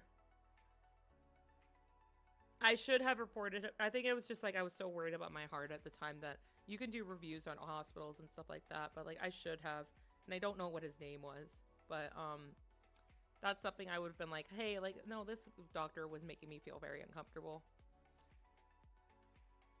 People are weird. I hope that you guys never have to experience that, but like 100%, like if you know something is wrong, you have to fight for yourself. And like a lot of the time in the medical system, people will fall through the cracks because like people will gaslight you, and or people will tell you that you're fine. Or it's not a big deal, and then you find out later, yeah, it was a big deal. Cuz like if I was having arm pain and those heart palpitations and like I continued on my medication because everybody was telling me I was fine, um then I could have had a heart attack maybe. Now whenever I like now every like 5 months or so they give me an ECG and do blood work just to double check that everything's fine um on the dose of medication I have. I did go back down on the medication, but just because ADHD medication can be very it can speed up, especially when you're like with ADHD medication, you're not supposed to have caffeine, and you're not supposed to like do certain like have like you can have spicy food, but like I can't do like the what is it, the chip challenge or whatever. Like I can't have those things like because like that would speed up my heart way too much.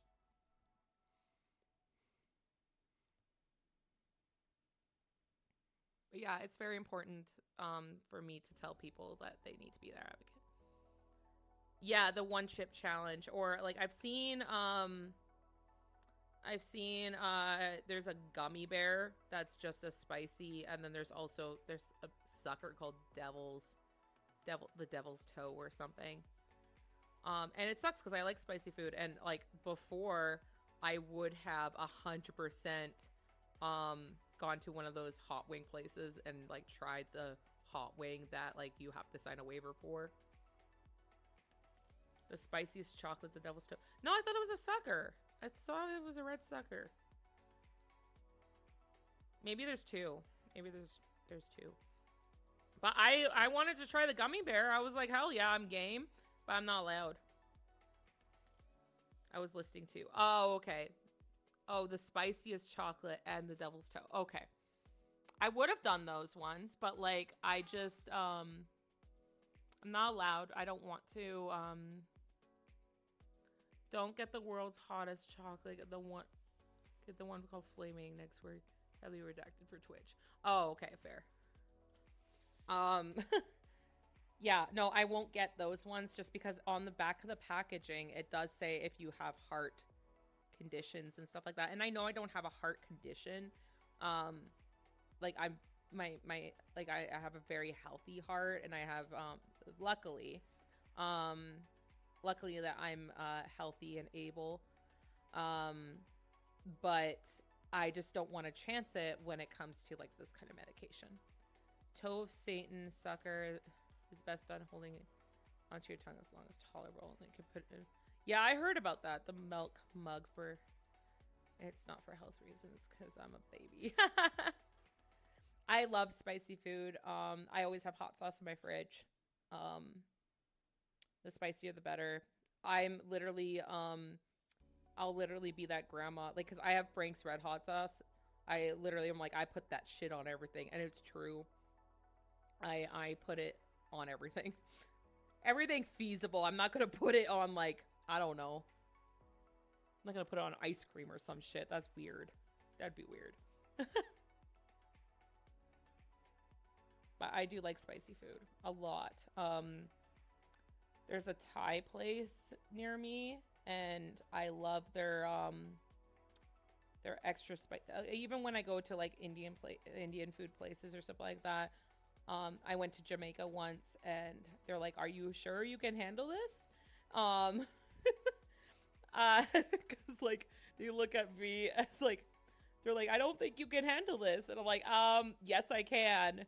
And they're like, "Oh, good for you." After I eat it, I'm like, I can handle the spice. But there's this Thai place that I remember I always get the spiciest, and they always ask me, "Are you sure?" I'm like, "Yes, I'm very sure," because I guess people are like, "I can handle it," but I know I can. And I was eating it at work, and my coworker came into the back, and she's like, "That smells so good." I'm like, "Do you want to try some?" And I gave her a bite, and she was choking and dying in the she was like, "What are you eating rat poison for?" I'm like, "I'm not."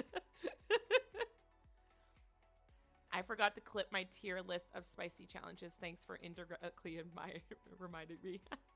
I do all the spicy challenges so you won't have to. Yeah, I'll watch that. And it's not healthy reasons because I'm a baby. Yeah. There is this red pepper jelly that I like, and it's right on the edge of my spice tolerance. Yeah, the spicy things that I don't like is like, I don't like horseradish or wasabi. I just don't like, it's not that like it's too spicy for me, it just tastes gross to me. So I remember when I was a kid, I went to this camp and we made our own sushi. Yeah, it was a weird camp.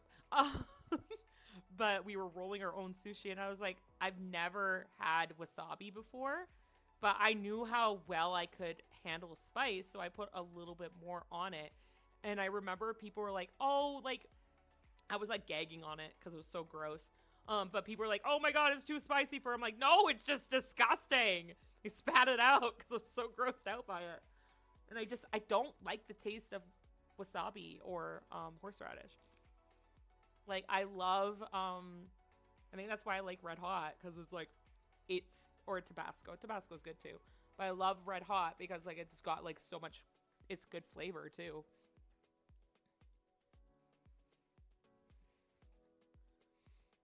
And then I have a friend who's just like, "I think ketchup is spicy." I'm like, for fuck's sake, that's not, no, you're just saying that. Absolutely not. If you think ketchup is spicy, I don't know. I don't know how you deal with stuff. Because then you would think like Doritos are spicy or something. I like eat spice to the point that like, and like I'm bad with this when it comes to sour stuff too, because I love sour candy or something.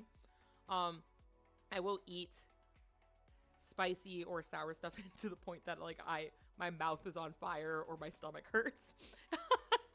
um, and I shouldn't, but like I'm just like, a lot of the time I'll get like those lime Tostitos or whatever it is, and then I'll just have my Frank's Red Hot sauce and some cheese, and I'll have my nachos, and I'll put so much hot sauce on it, and then at the end of it, I am like, I can't breathe. It's so, because it's like, oh, I like, it's like so much. Um, and I'm like, oh, I shouldn't have done that. Have you ever done it? Yeah, sour and vinegar. Okay, salt and vinegar chips are my favorite kind of chips. So, yes, I have done that. That's why I like the lime Tostitos too. Like, I love the zesty, or I guess zestiness is a good word for both of those. It's like, or the not acidic, but like it's like you know what I mean. I like a good mild spice, something that adds to experience without adding too much heat. Pain. Frank's is a great. Sriracha, of course. Yeah, those ones are good. Like, if you have way too much Frank's Red Hot sauce, like, it gets to you after a while because you're constantly inflaming your tongue and stuff like that, your taste buds. But it's I like the flavor. BRB time poured more eggnog. Okay. I found that I kind of sort of like sriracha, but only I don't even know if I've tried sriracha. I must have. Maybe I haven't. Maybe I need to go try it. But I don't want to buy a whole bottle to try it. Jalapeno or sea salt and vinegar chips are great. Favorite brand is Tim's Cascade. I have never heard of that. I'm going to look that up right now. What the hell is that? Is that... I'm looking it up. I've never seen those before.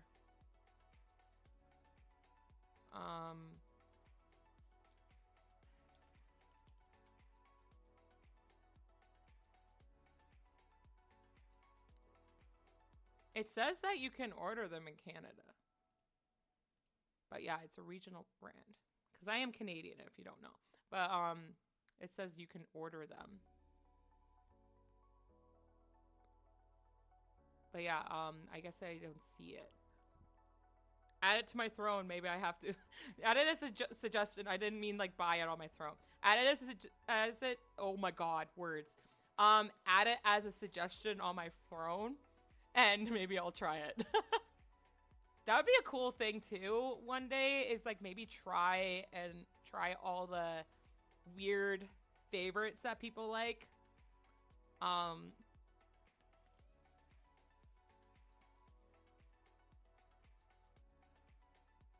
Do a food stream. It's kind of weird with the PNG or VTuber model, but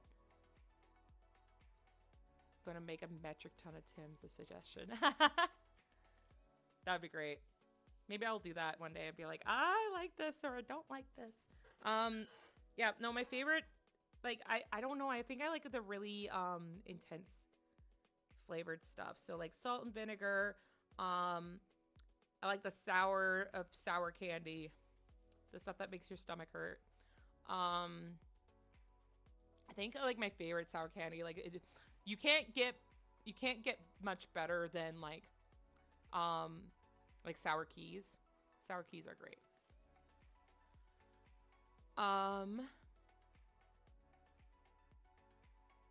Maybe I just like I like Hairbro. I think it's pronounced Hairbro candy too.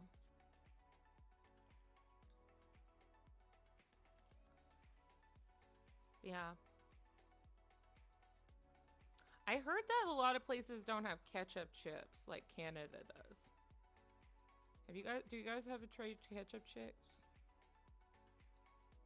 Salty likes mild torture as a flavor. Yeah, maybe a little bit. Maybe a little bit.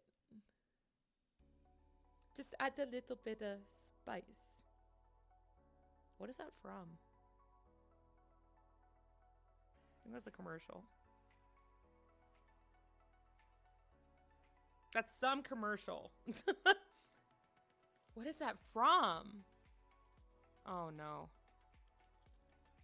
Add a little bit of spice.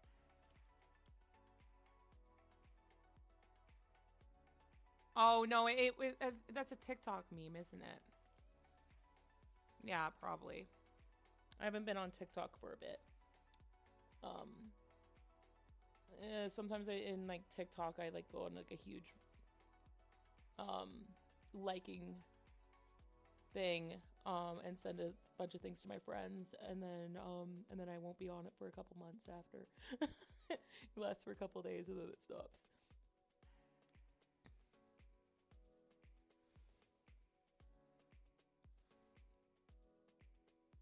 Just gonna get my drink.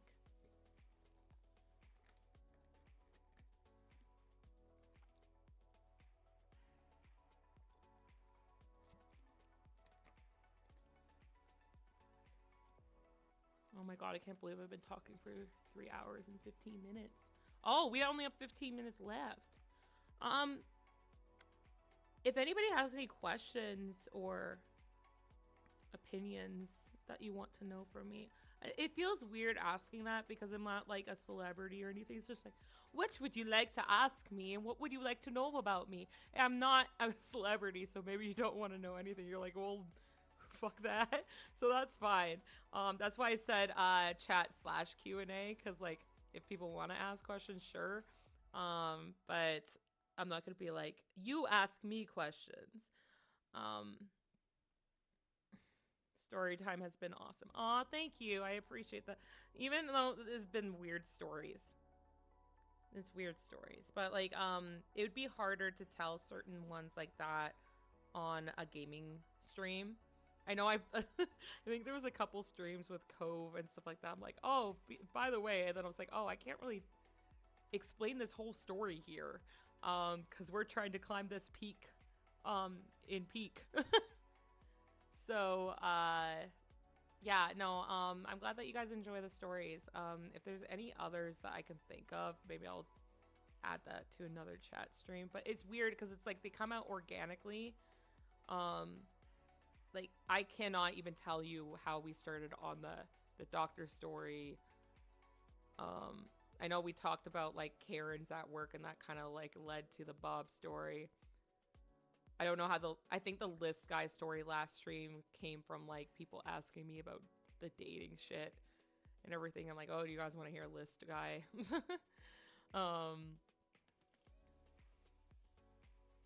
Thoughts on camping? Oh, okay, yeah. Since we talked, I love camping. I used to camp a lot when I was younger. I used to be part of this thing called Girl Guides. It's kind of like Boy Scouts in America, but Girl Guides. We hand out the cookies that everybody likes, like Thin Mints.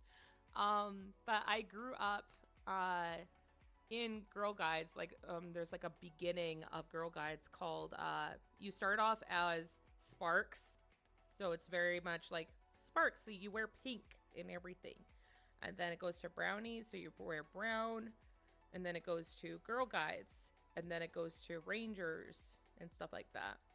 And I think I got up to Ranger and then I stopped. But everybody just kind of refers to it as Girl Guides. But I loved camping. I don't know. It's just something about, like, the doctor guy kind of is right. It's like something about being in nature. Something about, like, being away from, like, technology and computers and stuff like that for a little bit. Also, when it came to Girl Guides, it was very much like, we're gonna do cool activities. Like, they used to do this thing called the Jello Tree, where, especially when you were like Sparks or Brownies, because you were quite young. So we would go on like a little walk or hike type thing. And then we would find the majestical like anomaly called the Jello Tree, and it would just be a bunch of bags tied to a tree, and it was just Jello in it. It was really bad Jello, but everybody was like, "It's the Jello Tree." We'd also make our own food and obviously do our own dishes. Oh my god, my favorite thing is to sit around a campfire and make s'mores, though. I absolutely love that. It's like, it's something, there's something so tranquil about it, and I don't think that anything else relaxes me more than sitting by a lake or a river, or being around a campfire and just like being with like people that you care about, as well as like roasting marshmallows and everything. Sunlight, crisp air, relaxing vibes. Doc had the right idea. Planning, execution. Yeah, exactly. Even like if it was raining, like it, like especially when you're kids, like you have boots on and everything. It doesn't matter about the rain, right? I on top of Girl Guides though, like Girl Guides later on when it came to like Rangers and stuff like that, it was more about like learning leadership and less about camping. So it kind of got a little bit dull at the end. But also during the summer, my mother would send me and my sister off to like a 2-week camp, and we didn't sleep out there for 2 weeks, but like it was like a day camp. So like we would be dropped off at the bus, and then go there for the entire day and then come back at night, or like around like maybe like 5 o'clock, and then have dinner. So we would have lunch there, and then um but like there would be like hiking and kayaking and playing tightrope walking kind of thing, climbing trees like with like little divots in the trees. And um there would be there was like a place called the Dragon's Lair, which is like it had this huge long stump that looked like a dragon. It looked really cool. Maybe that's why I got into D&D. No, I love all the fantasy stuff. Um, there was also swimming and then fishing, and then there was canoeing and all. It was so cold in that water though. Um, and like you would have these bracelets on that would say whether or not you were a good swimmer, and you didn't have to have a life jacket or not. So you would have to jump in the water, swim across this thing, and then swim back in order to get like a blue bracelet signaling that you don't need a life jacket. And nobody wanted to wear a life jacket. Everybody's like, that's for losers. No, but it really wasn't. It's just like there were strong swimmers and not. But like, you're kids, right? So you're like, I don't want a life jacket while everybody else doesn't have one. But it was ice cold, and there was jellyfish, not anything that would sting you, the white jellyfish and everything. Um, or like, I guess white jellyfish do sting, but like these ones did not. Um, there was also like, there was a lot of campfires, and like you could do an overnight thing, which we've done a couple times. There was like a mess hall where it was just like, you can eat as much as you want. And then it was like grilled cheese day and mac and cheese day. And like, everybody got excited for that. There was also arts and crafts. Like there was a hut that had like a bunch of arts and crafts. It was beautiful. Like there was so much to do there. And like you would have a day planned out. So like they would show like the week, because they went by weeks, and they would be like, it was like all artistic, kind of like our streaming streaming things, but like more like art, like Cove's one. Like it would be like there's a picture of like a kayak on the kayak day, and it's kind of like all over. It was just like they made it very artsy. The best thing about this camp though, it like that I thought as a kid, is that every Friday they do a theme day. And what that was is that we would like, they would pick a theme, like whether it was Star Wars or Harry Potter or what was another one? Oh my god, I know those, I remember those ones in particular, but what else? Anyway, they'd be like, yeah, Lord of the Rings too. And like on these days, like you would be able to dress up, and basically the whole day, like at the beginning of the day, they would have like the camp counselors or whatever act out a scene, and the entire camp site and everything, all these different kids and everything would be like, we need to stop this going on. And your groups are going to do this to collect items so that we can stop them. So like for Harry Potter example, they're like, Lord Voldemort has come back, and like Harry Potter needs our help to collect all these items so that he can create a big old potion or spell that can defend Hogwarts. Things like that. Like they went off script, so that all of us were included. And they're like, or we need to like get all these like Lord of the Rings, like you guys are all like part of the kingdom, and like we need to like make sure that like these giants are not coming in and like destroying the place. So you need to collect all these puzzle pieces so we can like build like a wall or something like that for keeping the giants out. Things like that. They went on like, so like in particular with the Harry Potter one, like we would go to like the arts place, and we would like create like a big beautiful art piece, and like if we all created like an art piece, then they would give us like a piece of the puzzle, and we're like, oh my god, like it felt like a big scavenger hunt. And or like we would go to like the mess hall, it's like, oh my gosh, like we need to create this potion, and it would just be like pudding with worms in it or something or like gummy worms in it or something. Um, I remember one year though it was really bad because somebody's like, I see Lord Voldemort in the forest, and it's like one of the camp counselors, and a bunch of the kids start chasing after him. They're like, we're gonna go hit him with sticks, and it's like, no, don't do that. um, there was other things too, like make your own wand out of a stick, or like glue like gems and everything like that to it, or um like they put a lot of effort into it, and it was just like at the end of the day they would do like the end of the play. It's like, oh no, I've been defeated, and everybody would cheer. I remember for the Harry Potter one, me and my sister dressed up as owls, which was really hard to move around in when you're thinking that it's a campsite. But like everybody thought it was really cool because we weren't wizards. We were actually like, at the time I didn't read Harry Potter. So my sister knew it, and she was like, I'm gonna be Hedwig and you can be Pigwidgeon. Because I was the younger sister. And I was like, why am I Pigwidgeon?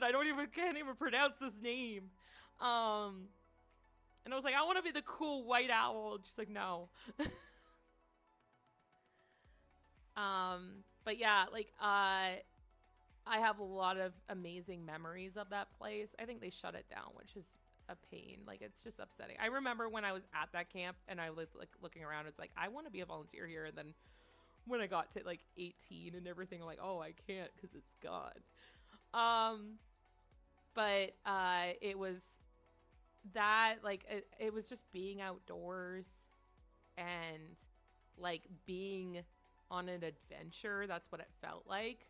It's like when you're like climbing trees, and like we would play this game too that I really loved. It was called Camouflage, if you guys ever played that.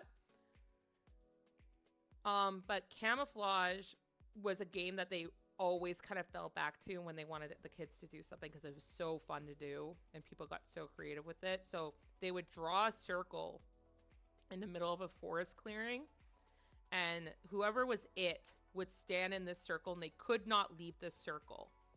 And then they would count to 30 or something like that, closed eyes, and everybody would hide.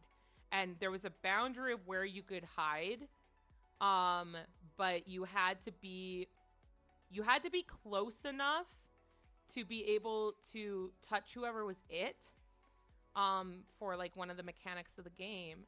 But you had to stay hidden, because like if they could see you, they could be like, I see someone behind that tree, and then you were out.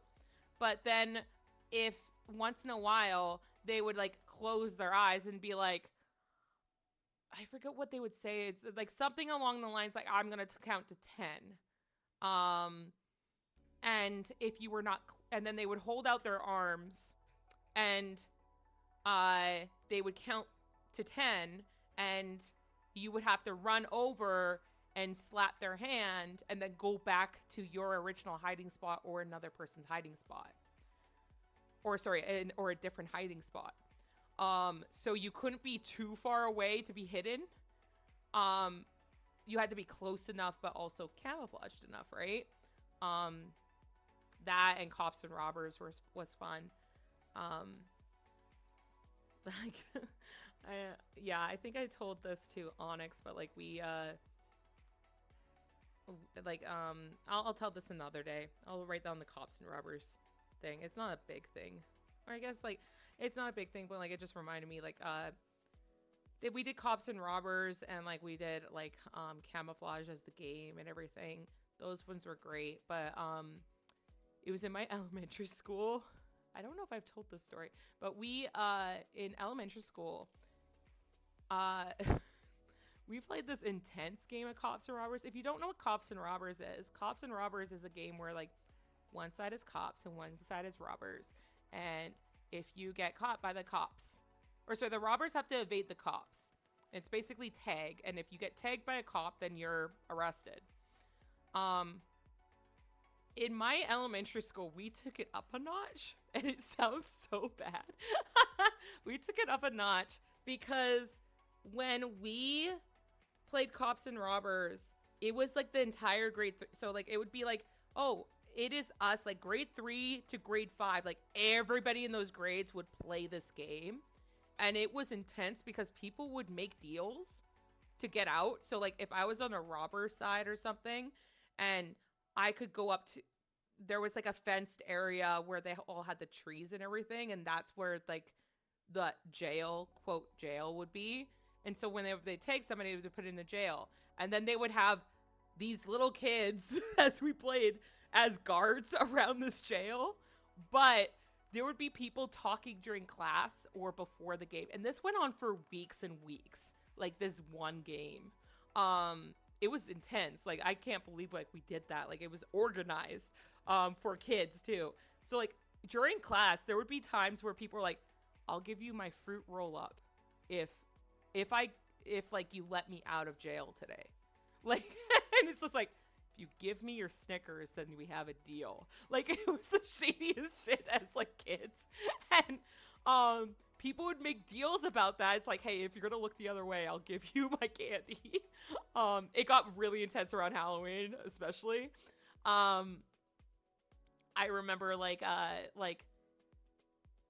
people would put out quote hits basically on like other kids. So like this person keeps breaking out a lot of people from the jail site, so we need to hunt them down and trap them, and this is how we're gonna do it. So like these 4 people from like Miss Penner's class or something are going to track down Celty at the monkey bars, and these other 3 people are going to come from the other side, so she can't escape the monkey bars section. So like it was planned. Like I don't know how we did this, but like it was intense. It probably wasn't as intense, but like at the time it felt like it, and even reflecting back on it, it felt intense. Because like it just like the game kept going on for weeks. Like I remember my friend getting in, like breaking into the prison, pretending that they were a prisoner, and like me and my like 2 friends, one friend pretended to be like a cop, was taking my other friend to go into the jail cell basically area as like a caught robber, quote, or sorry, yeah, caught robber. So they were both robbers, but they were pretending just like, I got another one for you, okay, like we'll put them in. And they would climb over the bars because it was just there was no gate or anything. It was just climbing over these bars that kind of gated off these trees. And they were like, I don't know, waist high. And like they're like, okay, and then they would sit in the tree area and be like, hey, so we're not actually caught, we're gonna break you guys out, and this is the plan, because Celty's team over there, they're going to rush everybody, and then they're going to like go off into a different direction behind the school, and once everybody leaves from guarding you guys, we're gonna tag you all so you're out of the jail. Like we would like draw plans in the sand or sorry, in the dirt, or like the sand of the playground, and we'd be like, you're going here, and we would pass notes in class about it too, and be like, I don't think this plan's gonna, like, it consumed our lives for weeks until I think like people started graduating, or like summertime, and then people graduated and then went to middle school or high school depending. But yeah, like, yeah, basic guerrilla tactics. It was like, you don't expect at an elementary school, like people like 10 years old and under, I think, were like all, no, they were, had to be older than that. What's, let me check like age. Yeah, no, under 10 years old. Yeah. So like my middle school, or sorry, my elementary school went up to grade 10 or sorry, went up to ages 10 or 11. And so yeah, like everybody under that age, this was just like in this massive game. And then like as soon as like like all like all the robbers were recaptured or something like that, then people would switch sides, or like we'd be like, okay, are we playing a new game? But like sometimes we just continued the old game because like we're good at this. But it was It's one of my best memories. I was like, we got it set down, and um I was very, very small. Like when I was in grade 5, people thought I was in grade 3 or 2. Like I was very small. Um so I was nifty, and I would like sneak past the guards all the time and get a bunch of people, and I was very popular in that game. It was not popular with the cop people, but I was popular with the rubbers. Um until like we stopped playing. But like um it was just weird that how organized this game was, and like how these kids, like me as a kid, um were so into it. That's probably why I like RPG games and everything like that all the time. um and why I get so into video games or get into things, or like why I like adventure. It's like we were just basically role playing. We were probably basically doing a reenactment in a way, of like, I don't know, this big war. I don't know. Um, but yeah, like I had people sneak in there. I remember my friend like was like climbed a tree when they were still kind of setting up for the game. They're like, I'm gonna climb this tree, and then they won't see me. They did see them. They're like, come down, we're gonna tag you. But they were like, I'm gonna climb this tree, and then I'm going to like try and like whisper to them like the plan. I'm like, that's not gonna work, and it didn't work. But yeah, it was. I miss playing those kind of games. I guess that's what we do with like video games now, is like we kind of like relive certain things in that part of our life. It would be fun to play like do like cops and robbers as adults, but I would have to find people who are into that. Or like play camouflage, go into a forest just to get rid of my anxiety. Anyway, I see that I went a little bit over with the cops and robbers thing. It is now 8:05 where I am at. I cannot believe I talked for 3.5 hours, but maybe I do because like I guess it's ADHD, and also I guess like chatterbox, and I also like chatting with you guys. But I can't believe so many of you guys watched me. I really appreciate you all. If you like what I do here, don't forget to follow if you haven't already. If you also want to see me on my socials, they are listed in the top part of the screen. I'm Celty Art on everything. Yeah, I'm really happy that I'm able to do this. I'm happy that you guys enjoy story time and you guys interact with me or ask me questions, or it's like I said, it's something that I really wanted to do for a long time, and I'm happy that I'm actually doing it. If you guys also enjoy me or Cove, we will be playing. We're going to play Repo on Friday, 5 p.m. Pacific time. So don't forget to check that out. I'm sure people will clip me screaming at things or getting really fucking scared. So don't miss that out. Either support her or support me, or both. That's cool too. But yeah, I really appreciate you guys all being here. If you guys have any rate suggestions, I love them. Send you guys over to somewhere special. I don't know where. Let's see who's on. Tia's on. Why don't we go visit Tia? Unless anybody has any other suggestions. But yeah, I just want to say thank you again for everybody who subbed, whoever resubbed, whoever followed, whoever sent me bits, whoever was in the cage. We will raid Tia. I don't know we should raid Tia. Anybody have any suggestions what raid message we should do?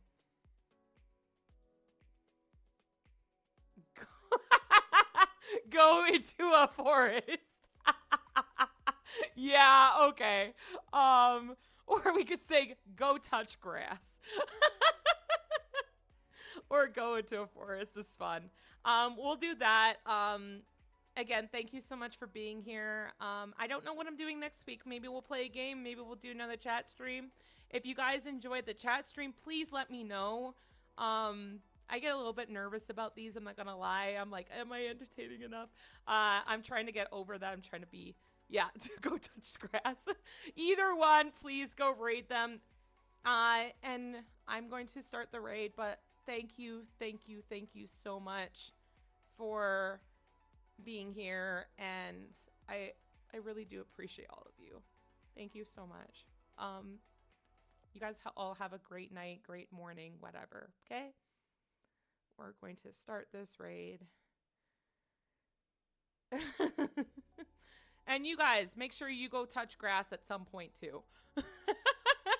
Go into the forest and be strong like a river. Bye, y'all.